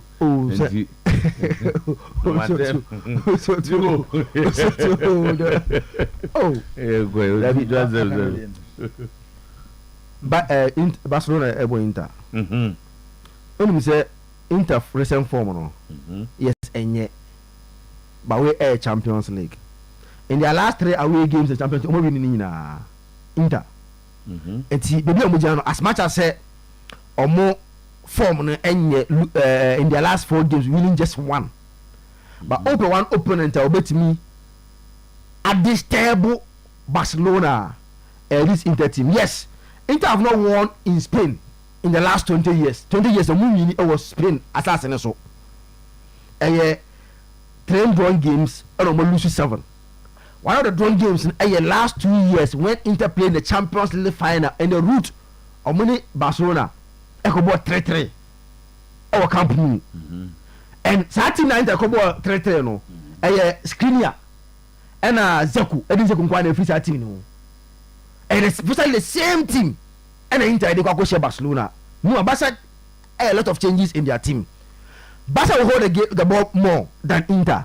But and there, say see Turam a training or a fit. Because you know, se Thuram ni enka Lautaro Martinez ho na Anatovic ane tremi na emomo but Thuram no ni strength ni hold up play any American de oye no ebo Martinez ni if Thuram is around today I think say Inter will be in the game enyemwa yes Barcelona will say they control the game more but still now no Lewandowski a problem now no against Real Madrid say with that team wingers no big game no more and we also it against Real Madrid on count no Lamar and Rafinha and big game no do because size space now Lewandowski and two guys no Ferran Torres and for more and then with that team still now no Inter will like defenders no Ferran Torres cannot disturb them so they will have relatively a free opponent and I said player on me and push on limit to that level of Lewandowski no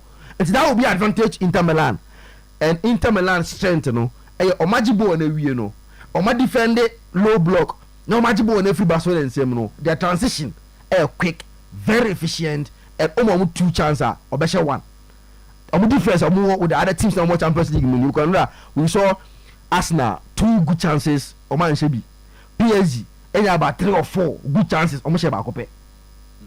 But Inter Sabona Martinez and Trossard and the Oboni keep an eye but Sabono or the Lautaro Martinez he punish you. That is what Inter will have over the other teams now and more groups more games here more Barcelona. Inter yes Barcelona will score in this game. Inter Milan will score a game that likely looks like a drawn game to me. So no, my say interesting coincidence because I never be an PSG involved. Why it is so? I say interesting coincidence. Another coincidence. I am the English club. I remember the consistency could be the English clubs, not PSG. Sir, because maybe I will press the English club in free. Oh, there be PSG so much bad match once so that.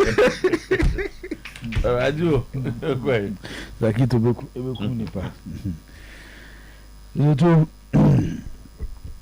Anyway, a good game and a game.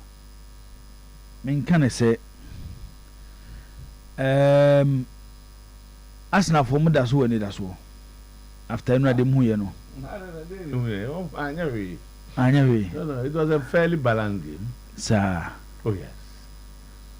For me, and yet, sir games now. We say Uno big boy, he was better than you.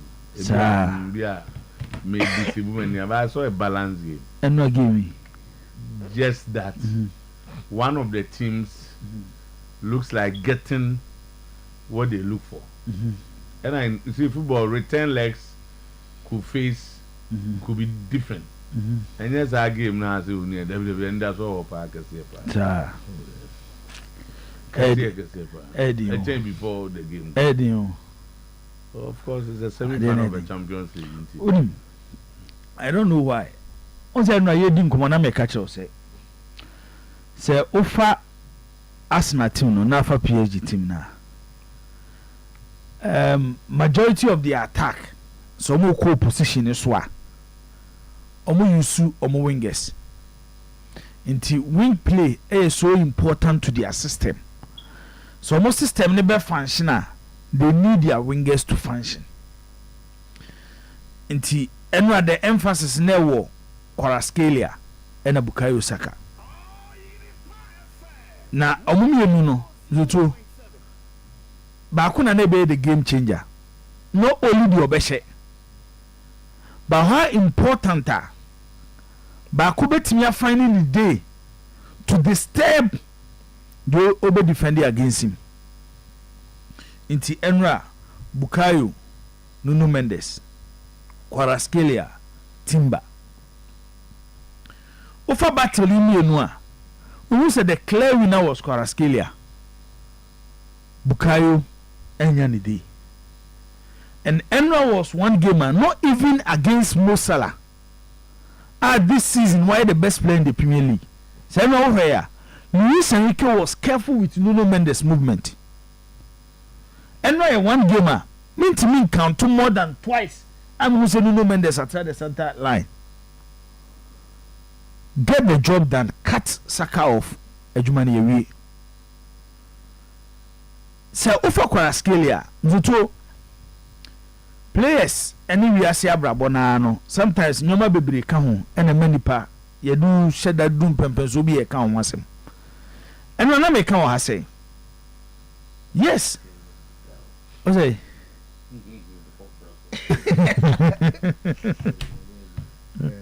sɛ wofa Kwaraskelia okura ball na ube defend against Kwaraskelia with decision making in the space of a few seconds quicker than say Julian Timber ebe defend against Vinicius Junior.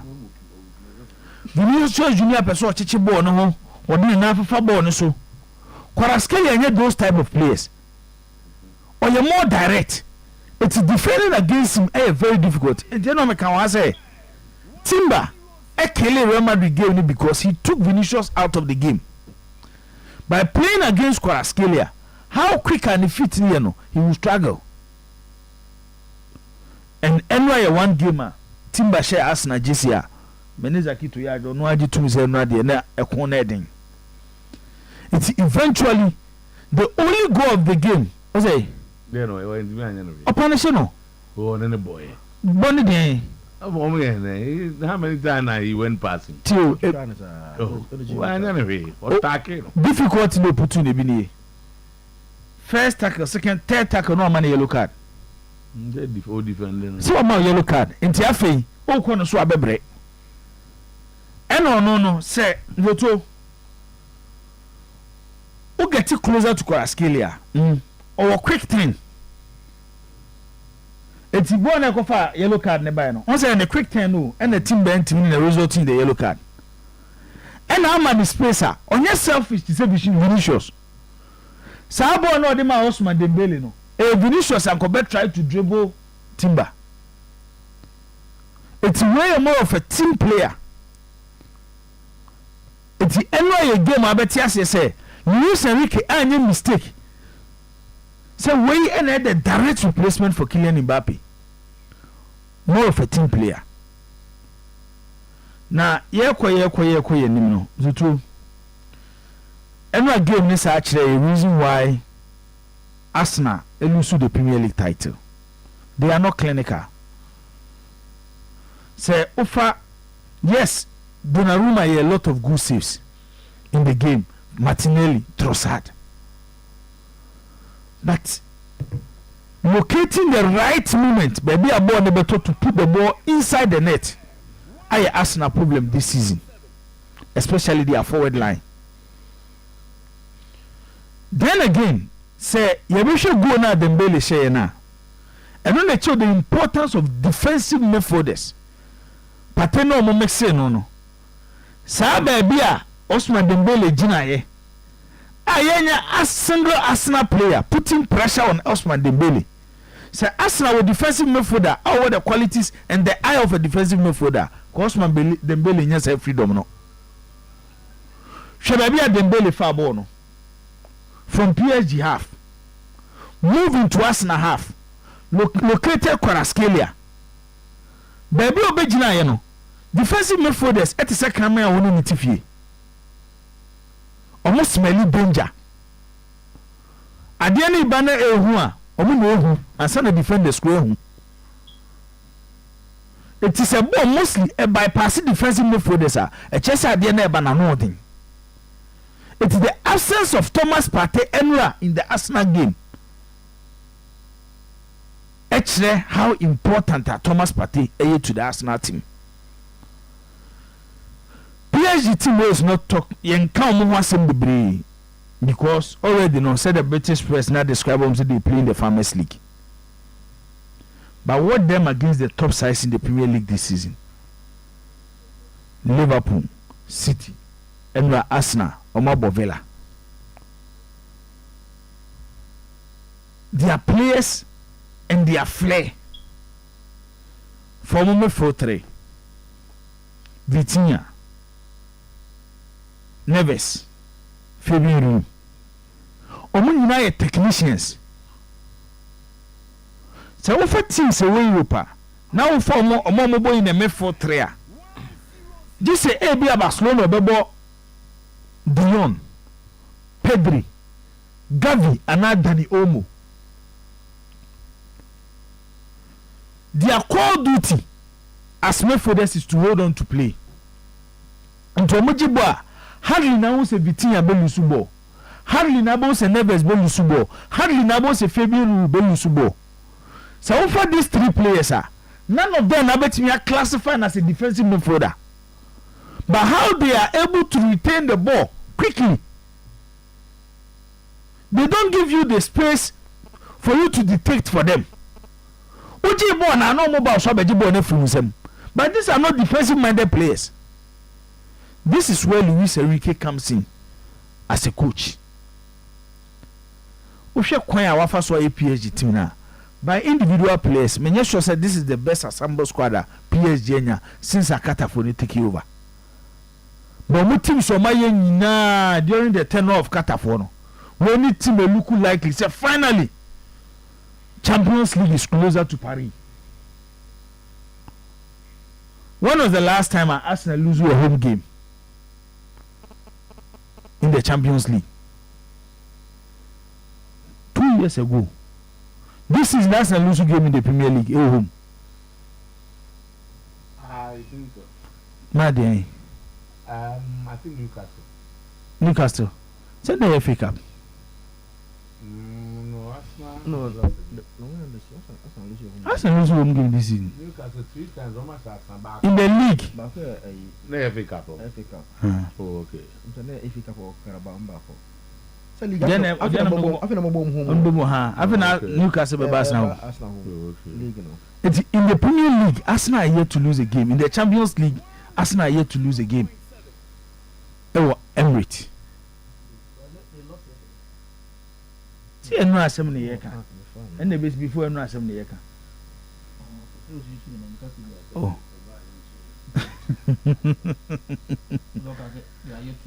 She baby assembly a free bar. And the baby I have a bigina. It's lost to West Ham at home. Yeah, West Ham, Ampa, exactly, you're right. So, and the offer Arsenal team now is difficult to break them down. Ewo Emirates. And yeah, Mr. Two, a one gamer. And ye, the two Emfa. No, Emfa. You go on him.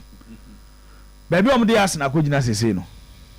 Arsenal cannot play the way Omobo and Enra against PSG. Ewo Paris. Go for broke. You say go you, all out. You go all out. You give them space. Anyway. Space. It's not going to be like that. Because way there, I think there was too much respect for them. Instead of unleashing Bukayo, Bukayo plays like you are careful, you are being defensive. But the second leg will not be like that. You are down by 1 goal, you are going out. So you open up, all of you play. Well, it's all 10-0, and it's 0-0. No, yes, because apart from that, Oko now Koboni say now lose 1-0 and now about 0-0. You are out. So I'm just saying that the second leg will not be like this. There be all ball in the game the way he understands it. The game that I watched, I don't know whether it's different from what they are now. I didn't see two sides about clearly ahead of the other. They had an early goal. You don't concede the second goal, so you be careful. I think the difference was the goalkeeper. Donnarumma was the difference. And I said PSG so always for. I said the PSG their goalkeeper Donnarumma made more saves. Two clinical saves. They had one PSG Baba. You're talking about and Abakola there no. But in terms of direct saves, Donnarumma made more saves than him. But also there no. Ofa Ramos there na. Goncalo Ramos there no. And he post. No a save. Which was even more a clear chance than Arsenal chances now Donnarumma save here no. And look at Bakola chance no. Look at Bakola chance no. So to them say. Omo chances no mo say no say was easier to score than Arsenal than Donnarumma save here no. And the other American, yes, you are right. We are talking about saves a goalkeeper here. We don't put that on the pool. A chance I may say. I don't know goalkeeper. And a goalkeeper same. So it's a chance. Once you are all credit to goalkeeper for the saves or yeah.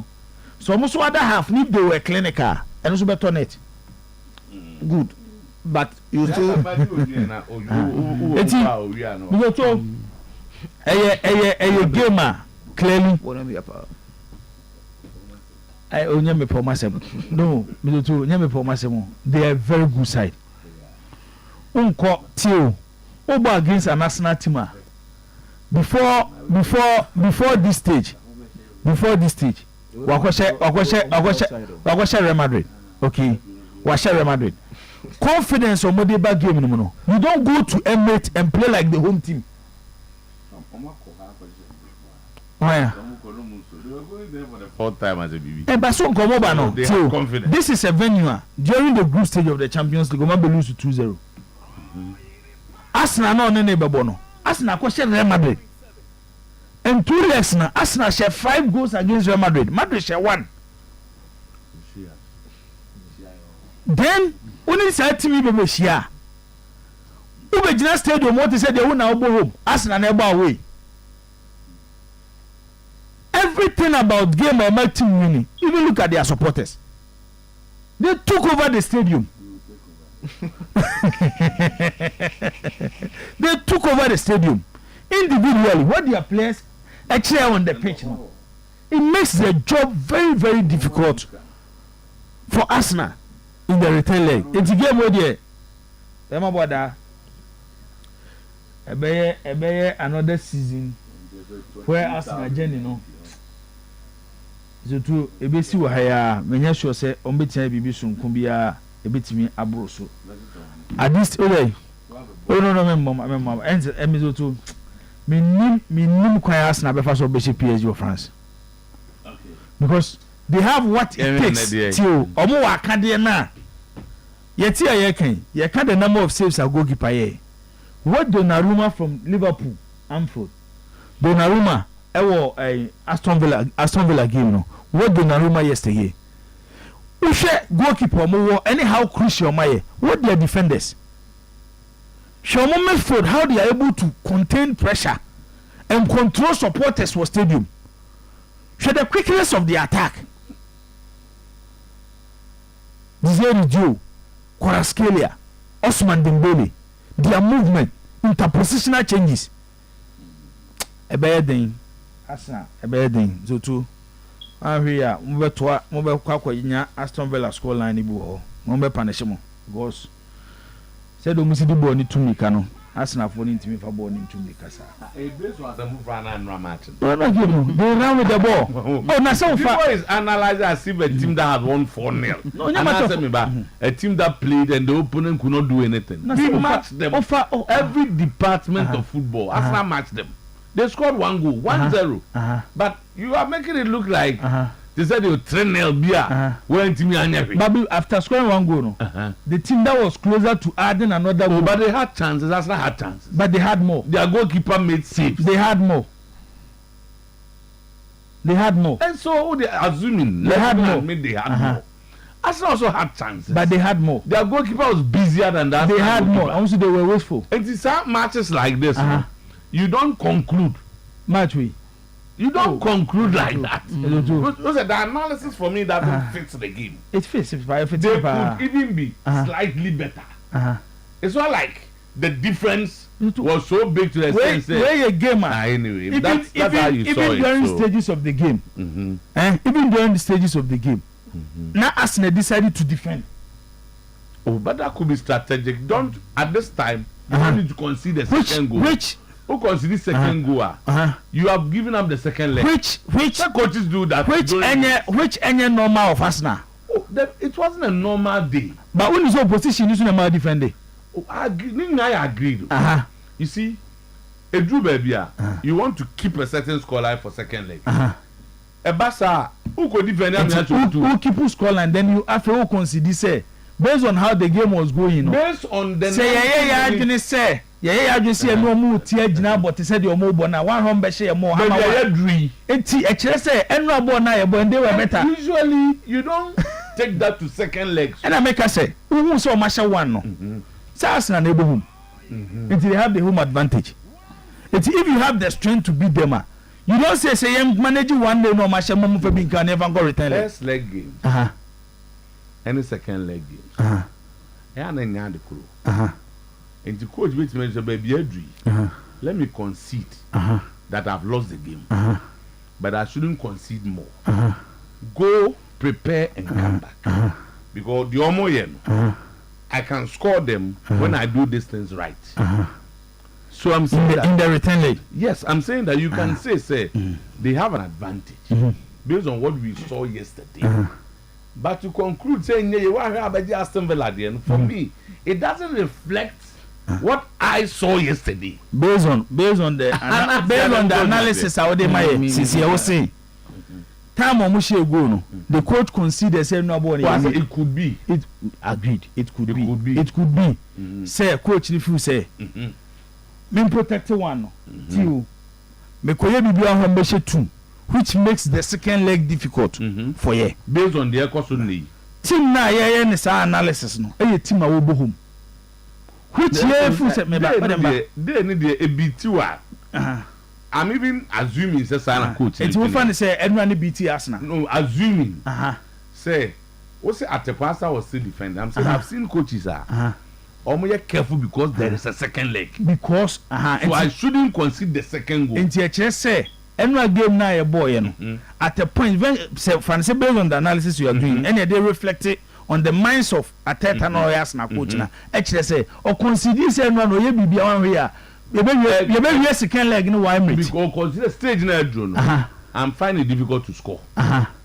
Me ready a minimum for year. I can't score. Based on preparation I'm the back and so. And I'm defending our hand for the say I'm consider second goal so that I have hope for the second leg. It's a no bet me I can say we are all making assumptions. Bet me I'm a coach, you know. I can say look let me defend well. So on the day they were better. It does not suggest that the second leg will go the same way. It's based on any game na yebon. Me no nyina agi atum say PSG no me the better team. But I mean into Musa.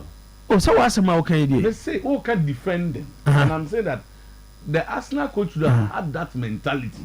It doesn't mean that is me arguing. But I'm just saying, oh, the young assuming let's accept that we are better. This was a game that was close. Oh, I watch another game. I didn't see a PSG side dominating Arsenal. They did. And I'm just saying a moment. There were a moment. Everybody was creating chances at the point. It was a total dominance. A total dominance. And then my game it twice. Any game between the two teams now what chance of turning the scoreline around? And I almost any chance of increasing the scoreline. They had it. They had it. But all of you just accepted that Duranmo was busy. If he was busy, what was he doing? So no, you're busy. I know heading. And no, yes, and I confirm. And I'm saying, no, that's Yasiambuma. No, and I'm saying, and I'm saying, whilst you care about two crucial saves, out of Naruma, Trossard, and Martinelli. The chances PSG wasted in the game was even more closer to say Rapomu than saves now. Haven't you seen teams that have wasted chance? The other one converted his. So the chance of coming back, assuming, say PSG will see a chance, and not human savior. Kenya chance. And the PSG is also a chance. See, there are not of. It's what I'm trying to say. So, Ufa game no mummy no boy and runner. It wasn't like a gamer. Arsenal were closer to the PSG team. Yes. Because the threat and Arsenal, the Bema PSG, was Bukayo Saka. They cut him off. 1-0 score and they were no closer. And now you're born Emirates in our cancer. No, I believe in statistics. Expected goals 1.16, 1.03. Shots on target. Arsenal had 5. They had 4. Shot off target. They had 6. Arsenal had 2, 3. Possession. They had 52. Arsenal had 48. Corner kicks. Arsenal had 3. They had 1. Offsides 4 for Arsenal, 1 for them. Foul 16 for Arsenal, 16 for them. I'm saying that if you look at this, too close. Almost as is normally buying. Now, expected goals. Expected goals there. This is 1.16. For and one. this is for them for PSG. And that's not the end 1.63. That's not the also. Also. No. 1.63. Now, this is where the BMC analyzes statistics. Oh, them can say, don't believe that's what they have. Let's analyze it. Hindsight, let's even assume that they were better. Let's agree. And near my football, a side that was dominated. Give me anyway. Young one, young one. Yes. Anytime you see anything on TV, can highlight your movie. It doesn't show. Obia or didn't say good who say you're booming. I mean, they were fighting. Everybody. But you know that Arsenal game this season is more difficult than any other boy. Oh yeah, Bobby more. Ewo Emirates. Be a Champions League. No, Champions League Ewo Emirates. Premier League. Yes, and Champions League Emirates. Premier League Newcastle dominated and beat us out Emirates. That was FA Cup. I see Premier League and Champions League. No, West Ham that? No, West Ham game the Arsenal were away for that game. Oh. You have got the match in it. You too. Yeah, you know, for match. Yes, I'm promise them. They are very good. And I said, when you me be a hyper PSG. I need your No, I'm winning ball. I do be there and more bonabaso. So them just say. And that game never cost no. You too. Game name. Yes, Inter last 3 games, Omo lose to Bologna in the Italian Serie A. Omo lose to AC Milan in the Coppa Italia. And Sunday, Omo lose to AS Roma in the Italian Serie A. Into their last 3 games, no, to Inter entimi minibi. Story means you. Bologna show mo 1, Milan show mo 3. Roma show me 1. In these 3 games, Oma conceded 4 goals. 4 goals now, 5 goals. 5 goals no Oma conceded no. So to Inter for ball, and for ball and 2 opponents in the net. Story way any normal of Inter Milan. Way a teamer, Omo conceded goals. And as Omo conceded krana, they find a way to score. It's the for money Bayern Munich. Ombo 2 legs ni we no. Na Inter a conceded 3 goals against Bayern Munich. 1 over Germany, 2 over Italy. But almost finding a way to score 4 against Bayern Munich. Into a before our last 3 games, no, na Inter must science we show Mokrana almost finding a way to score. But last 3 games, no, I change this story nekaka on the Inter Milan team. I'm for baby I started come once because this is a side that arguably the best defensive side in the Champions League, and I say in Europe. But after the almost start to consider this is a Barcelona team almost share for fun.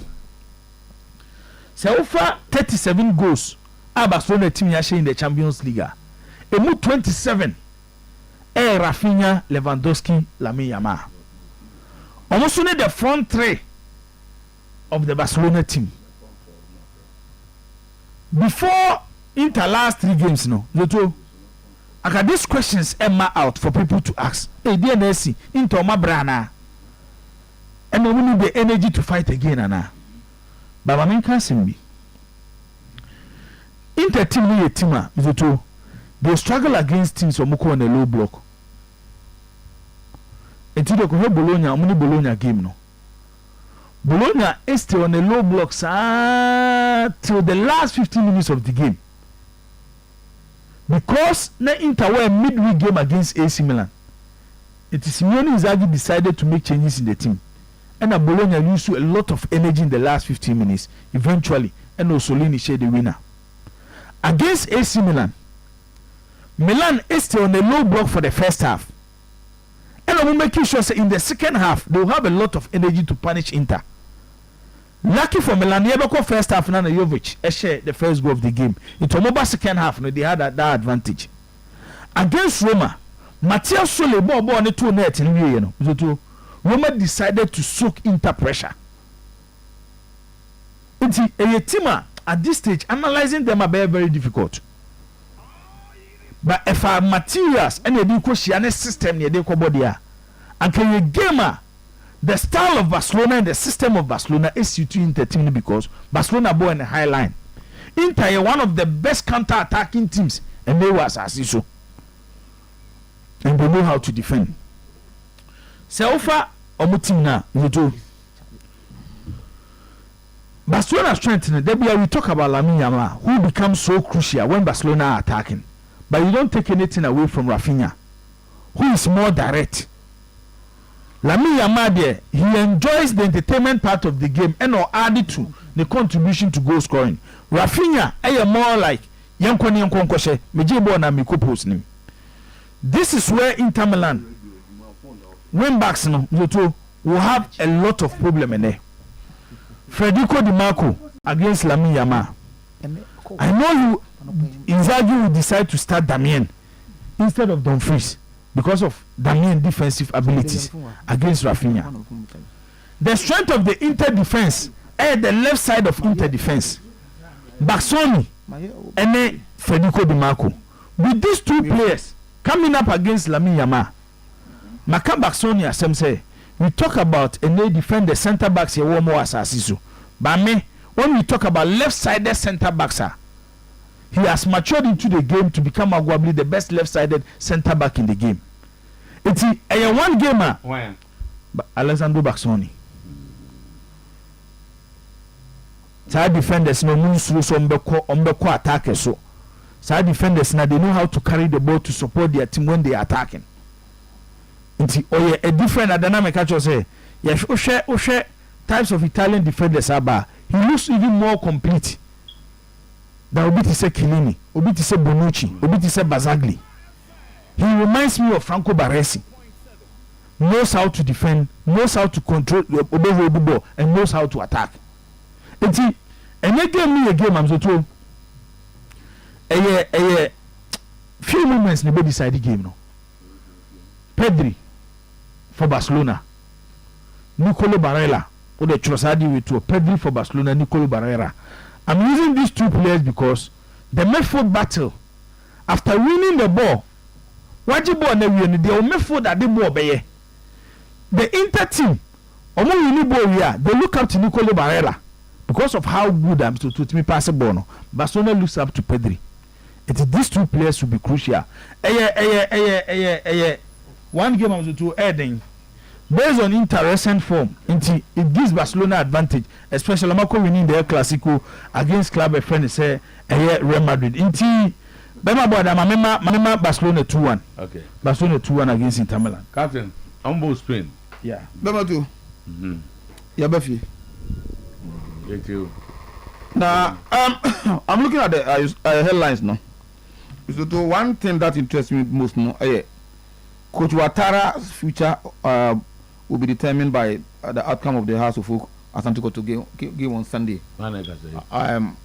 That is the producers no headline. When I can't according to sources, and they've not mentioned from will be also in the kind. I think on one investigation, the investigation done by the producers no. You talk back to differ because I've done an extensive discussion with House of Folk and Anopay and where they are heading to. So to the chances of Coach Ouattara retaining the position or maintaining the position as House of Folk coach heading to next year or going into next season, are much higher than House of Folk Besaki. That's not to say House of Folk are very happy or all aspect of the Ouattara but they feel as far as Ouattara are concerned, House of Folk are concerned, they are on course. But the can have said the reason why House of Folk supporters believe we say our management board no apart no it said that House of Folk board free say winning the league no to gradual process they will get there per how the team no and our supporters do free say league no SAG I say Ghana independent no Kwame Nkrumah felt the independent now others felt say let's do it you will get there. So House of Folk supporters no. Ejina Kwame Nkrumah government has also supporters Ejina Kwame Nkrumah position no. And House of Folk board and management no ejina the other group no. Eddie no until the UGCC for no we are no much. So Daniel go. UGCC ana sasa no me. So to House of Folk the only problem and it's a Kotoko Ashomo 4 times in a row and under Watara 3 times. So the almost percent Watara UBB to change that fortune no. Right? But the idea of yeah transit so what I discuss what are the future there so far from here. Far from here. Who's another be a cancer has Watara be cancer me say you want to avoid relegation as a target on the man no. And he thinks he's done that. I don't know. I think on promise that make say House of Folk position now from relegation 16 points from the 17th position. It is House of Folk supporters. That's House of Folk team can decide say if anchor permission or what so league require move your relegation and House of Folk that unit and headache to them. Unlike the last 3 seasons as I did course no. So I'm free say after what my side you then the next low onslaught on the league. So House of Folk will bounce back strongly when it is next season because and no more kasa. Even though at 45 points, the point gap between House of Folk and Gold Stars will be 8. But House of Folk free say as far as the league is concerned, they are not winning it. Almost they can't give up. Almost throwing the towel because they think it's a mathematically 15 points. Say okay. Ometimi I win league now. Chelsea so much all the 15 points no. Now Oma hope say Gold Stars and other teams, Kotoko, Nations no. Ebe lose most of these points and also be losing in Ampukra. And which is extremely difficult realistically. So they are not thinking about that, but they are thinking about next season. So they've started planning about next season. That is why none Atara Air Kase, Kwabena Usu are no Gold Stars, Ababe Huno. Now I can't say Kwabena Usu say, Omunye season, Omra justify. Who's a Kwabena player no more penal, Gold Stars, no top striker no. Eventually Okoye no. So Watara staying at House of Folk no. House of Folk supporters and you to say and yet dependent on this game. So 20 seconds. Ball no come draw. They have been to choose Kakra say almost lose no 4 a year. Maybe a supporters agitation. Maybe a push. And they be extremely a better change of mind aba. But say Kodokone has about draw. Because nothing happens. Because they think they need to prepare for next season. So House of Folk supporters embrace on to say maybe one. Maybe management on the board no and communicating but they need to align themselves with the management and the board. Because supporters won't have any target. Why management and board want to target the same team and possible. Time no can move questions. Well, first of all, it's even wrong for management to set targets which is not explained to the supporters. That is whether it's not explained to them and other supporters in the adamant. No, another thing. All parties should be on the same boat. But where you are here and your publics are here, just say you are not working. So, but to the best of my knowledge, say supporters are aware of, but they have not accepted. They've not accepted it. But they have to accept it. You have to move in sync. And that's a mistake from the supporters. Any mistake? No, Majuma.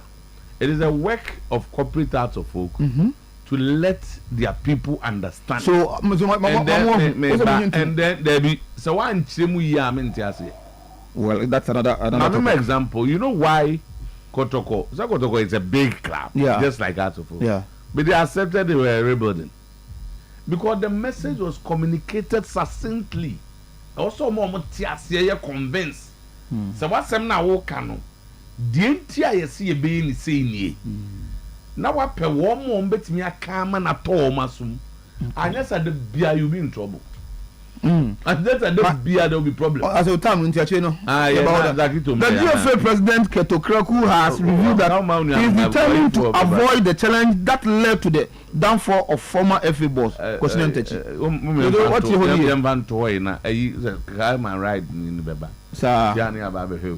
before to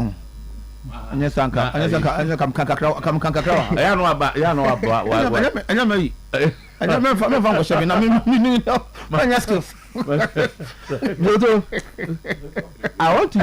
I want to believe, sir. Why the producers maybe I'm do a monk because cutting baby, you know. If finally any more about poison now. Supporters like producers no store no me. Even though he started by saying so no more edifano. But he ended virtually the same place because maybe for example, send a woman, you know. If has loses to Kotoko or Class Posadio, the supported agitation can change everything from what management have decided. That's it. Who argues that there are times that management no match zombie coach, but they are forced to do it. Choosing West carefully. Sometimes maybe. Okay. And the producers are not. Yes, because I'm sure the producers are for what you want Asana. I'm not saying that. Around that area, no. Yes.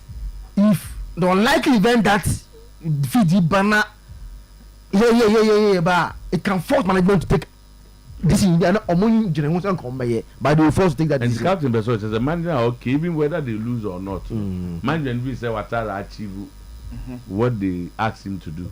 Oh, sir, the target was to avoid relegation, and so based on the point that he has accumulated a little more. So he has passed that target. Is that true? Oh yeah, he said it publicly. That has been a target to avoid relegation. Yeah, a crowd of but now I'm a press conference. I'm just coaching the car now. So coaching so come here, Nah, team your coach has avoided now without coach. At the whole press conference, one cannot just interview without coach because I can avoid relegation. No, I say I can't take coach to avoid relegation. But so coach is doing come on. I know some avoid no. Because na say city old boy be dodge ball.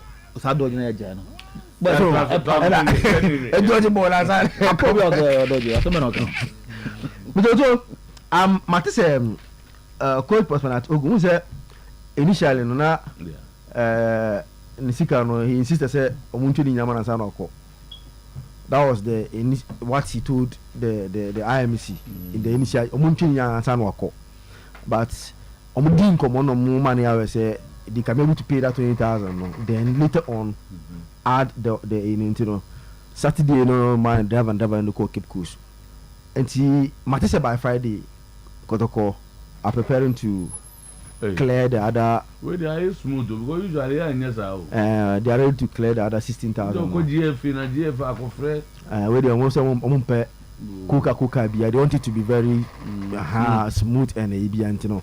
By Friday, they will clear the other $16,000. No, not just assembly at the Nasam corner peace area. You know, this I don't know how much no. Have you checked? Yeah, I checked. And King's project, you know. And then Yabon sounds so like the way you know only the gym and yeah, I'm told say or more dear now the discussion course was you know I'm seeing called on to them say the aspect now somebody scanning on there so if they can do their own thing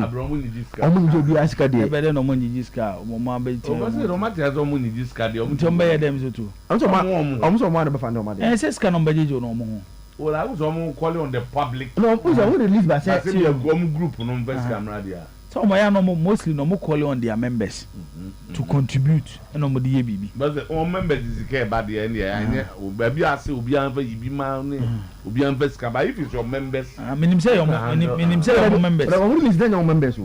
They say, even what between the cement, iron rods, like. Omu the moment numbers able to do. I discard. I heard that.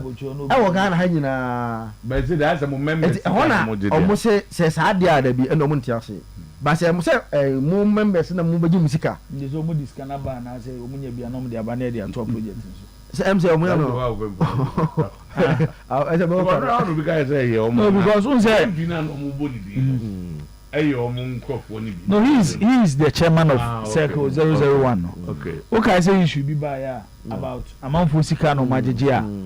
Almost say, almost somebody be project be actually we dey gym no nko gym no nko na anti na iron rose no na me ready say abrosa to aso bi enzanya na iron rose gym no nko gym no nko jibo Zaki to start campaign bi na wotwe mu na ase nyina ye buye ne aguso na anope mbese metoa Zaki to campaign so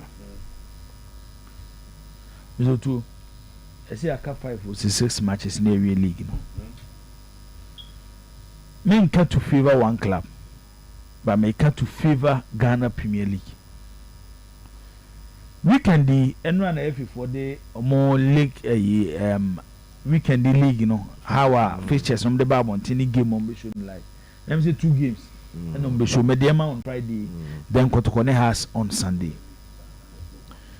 so we share the league table this is here Mr. 2 I keep on asking these questions any moment Kebet media draw amount for attention see a league ni baby because league say do stage we say na points ni bobo so ni enya about 4 teams or more play for league e create awareness power anawuni e create awareness power but if we dey budi ade channel pa Kotoko game ade channel pa has game Go Stars yenwom game yenhwe Nations enyom ne Kotoko ne hasa yenwom game yenhwe Heart of Lions enyom ne Kotoko ne hasa yenwom game yenhwe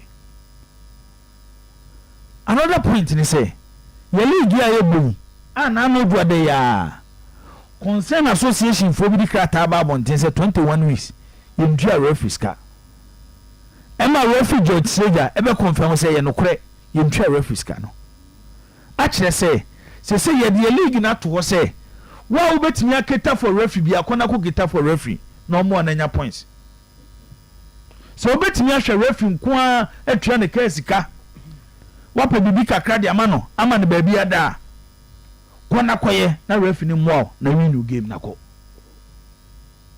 Tanya league na ya ka kire ye de ato se yenye enti ye ni say ya it becomes an advantage for certain clubs enti wa wontimi nye no ana obetimi kra ye na mzoto game beba life pa aya na referees ni suro eno ni made bi wo division 1 ye be start season no na FA ni promise division 1 clubs say ye be mo bia 80,000 Ghana cedis enti ye start no mo 30,000 Ghana cedis na ko bia 50,000 omo di post match no so mo di beko division 1 etu ye team na wa nkwa zoto na ya final e say ya final clubs na me ya final club ba ko a je say the 50,000 na kan e titi film obenya 10,000 I don't find me music o na dey go na dey na fante wa find me asem disca beba ene ko tu ene ba sika mai David utu ene di kama say dey edunu no say na wo be fa ko bi so amene money kra unim say clubs ni bi by time ayenwe division 1 no na ya final mama ni bu 50,000 Ghana cedis no ade omo ye no no chete sa de a wonya ewe kra be final o do omo ye no no ye nya sika no fa ma clubs no ye ti ma bontin me ka se ye nya sika no ma clubs no eti de ye ne say ye fine wa na bu 50,000 na oh say the football ni see ye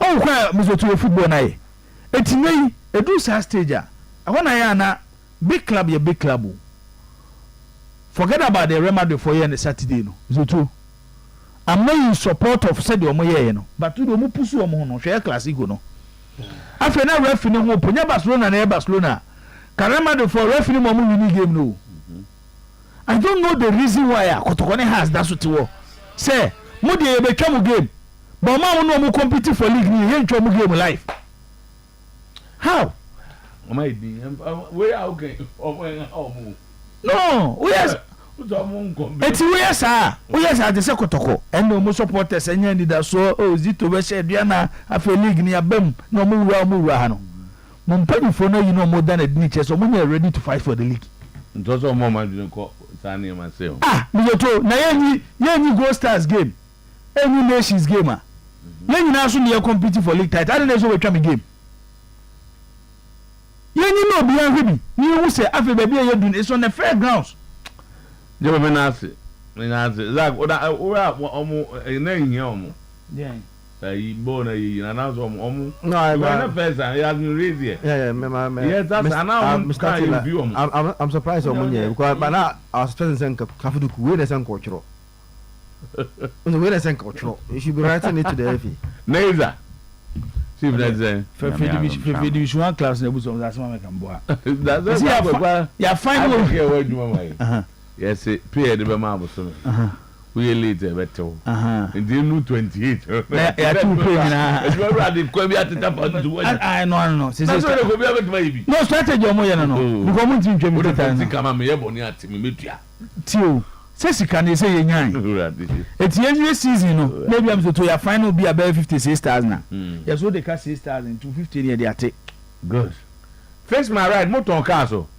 But right. Nti obi peka obetwe nya bi so the kakraba mo yes ana mo nya mo den so ni udi so be place ko mo yes swap so but right so bi am be 70 me car ba be depend o car na o de ba no na be hwe hunu na hwe difference no na hwe odwuma wo ye ana when they so bia en fa on adwuma e dem say mba say mbeto ka mba hwe kwa me fa so nya ska no ana mo we nza wo mbelan cruiser ayi ni bi so do on high ya no lexus no bi eno me ba obi aba me ze mo de ma me de tua no boarding na me kan say me ba no me tua so de obi tin no boarding enya go obi tin ya tia e say oh it say depend on year no until year 2023 visa 2023 emunu dwan Robert say hu no bi. Hey, okay, can call $180,000. This na how some American. They mo jene zamba bume as a adika no. And wo the mami. And karam de ba. Oh, and the good TV. It's you what go. Whatever gonna fa.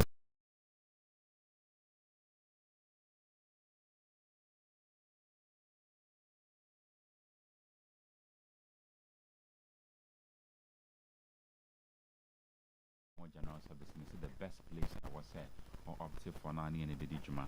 I fix my ride connection of the say and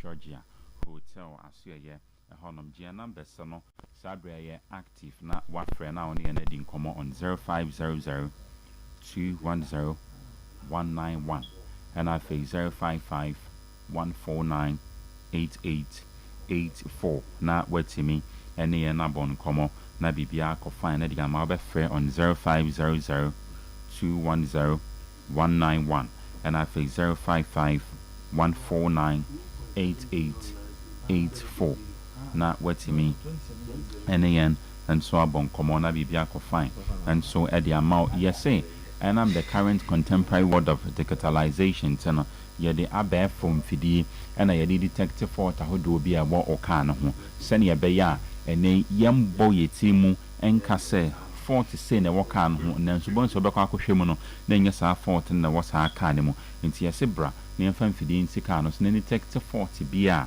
wo eye oka no and so eho if it heavy duty trucks and so at the buy your salon cars ne kan ketwe nyina ye gina ye siesie ne kama and so the amount to be on more GD is cars and ketwa nko na ye siesie da bi if it heavy duty trucks nyina no ye ge na ye siesie no kama the amount so ye private driver and asha commercial driver obetime do car aba ye na so ye ne abo siesie the amount car brand by an asha type ben na odidi djuma and asha utwi from a Toyota, from a Lincoln, from Chevrolet, Nina, ye then from Soba Hua, yes, the Kamapa, and so at the amount, yes, for accident casting in ano, for bra again, I say, honum, dear, ye imported the free money abba any accidenta, or per se bois, na and nay, accident cast and obesi, na ababa for frono, and no, yes, for bra. Ye boa again ye expect a way accident cars ho sanso na fe de anya accident a wo man Ghana mu a pese o mwa ne ma nya foforo te said ye wato ne mono chia no ye see eno at a cost and as at a price a yɛda fam yɛboa na yɛsiesie ne kama paa nso de ama wo na biribi akɔfa de ama wo mɛsrɛ wo gyea numbers no frɛ on 0500 210 191 and afei 055 149 8884 accident cars no I guess all cars are ompe inti ene yɛntɔ no as scraps na yɛntua wo ka na mmom sɛ wopɛ nko adeɛ a wɔde ane sɛ wɔde bɛba yɛbɛsiesie ne kama de ama wo san so na afei woyi ɛno ɛsan so de fi hɔnom a yɛsɛ yɛboa na ka interior decoration yɛaboa siesie ne kama nso de ama nti ka mo interior decoration nyinaa no yɛyɛ na kama nso de ama at a cost a yɛda fam san so ɛna afei yɛsɛ yɛsan so boa ne amaka courtesy delivery along the line ɔde ɔka ɛkwana sɛ ɔka ne break it down ɔfrɛ yɛ a yɛbɛbrɛ ɔka foforɔ na wɔde ato ɛyɛ wɔ gyene no ɛso yɛtɔn kaa yɛyɛ engine servicing san so na afei total overhauling car interior decoration nyinaa no yɛboa ne yɛsiesie ne yɛyɛ ne kama pan so de ama wo ɔpɛ sɛ wɔmbaake on a long distance journey wode ane so bɛba yɛ no ase hɔnom ne yɛaboa na wayɛ saa round up checks ahodoɔ a ɛwɔ car no so ho nyinaa nti yɛsɛ biribi ɛyɛ related to car na afei car ho general service no the best place a wɔsɛ opt for ɛyɛ fix my rent numbers na ɛgu screens no so no ɛyɛ active wobɛfrɛ on 0500 210 191 and afei 055 149 8884 biribi ɛyɛ related to car and afei car ho general service and bia yes, bra fix my ride. No car na man say I no afro mu. Ah, ofre ya. No ma bro car for no do the rather no go. Yeah, the call. Na mu you win scam ya. Oh, ebeba. Okay. But that's Neza. Thank you very much. Pleasure. The kase bono eba. Ma me fi nya ko na oye head of programs. You head of programs no. Mfeni nya ko. Ye dey see am we share. Oyerepa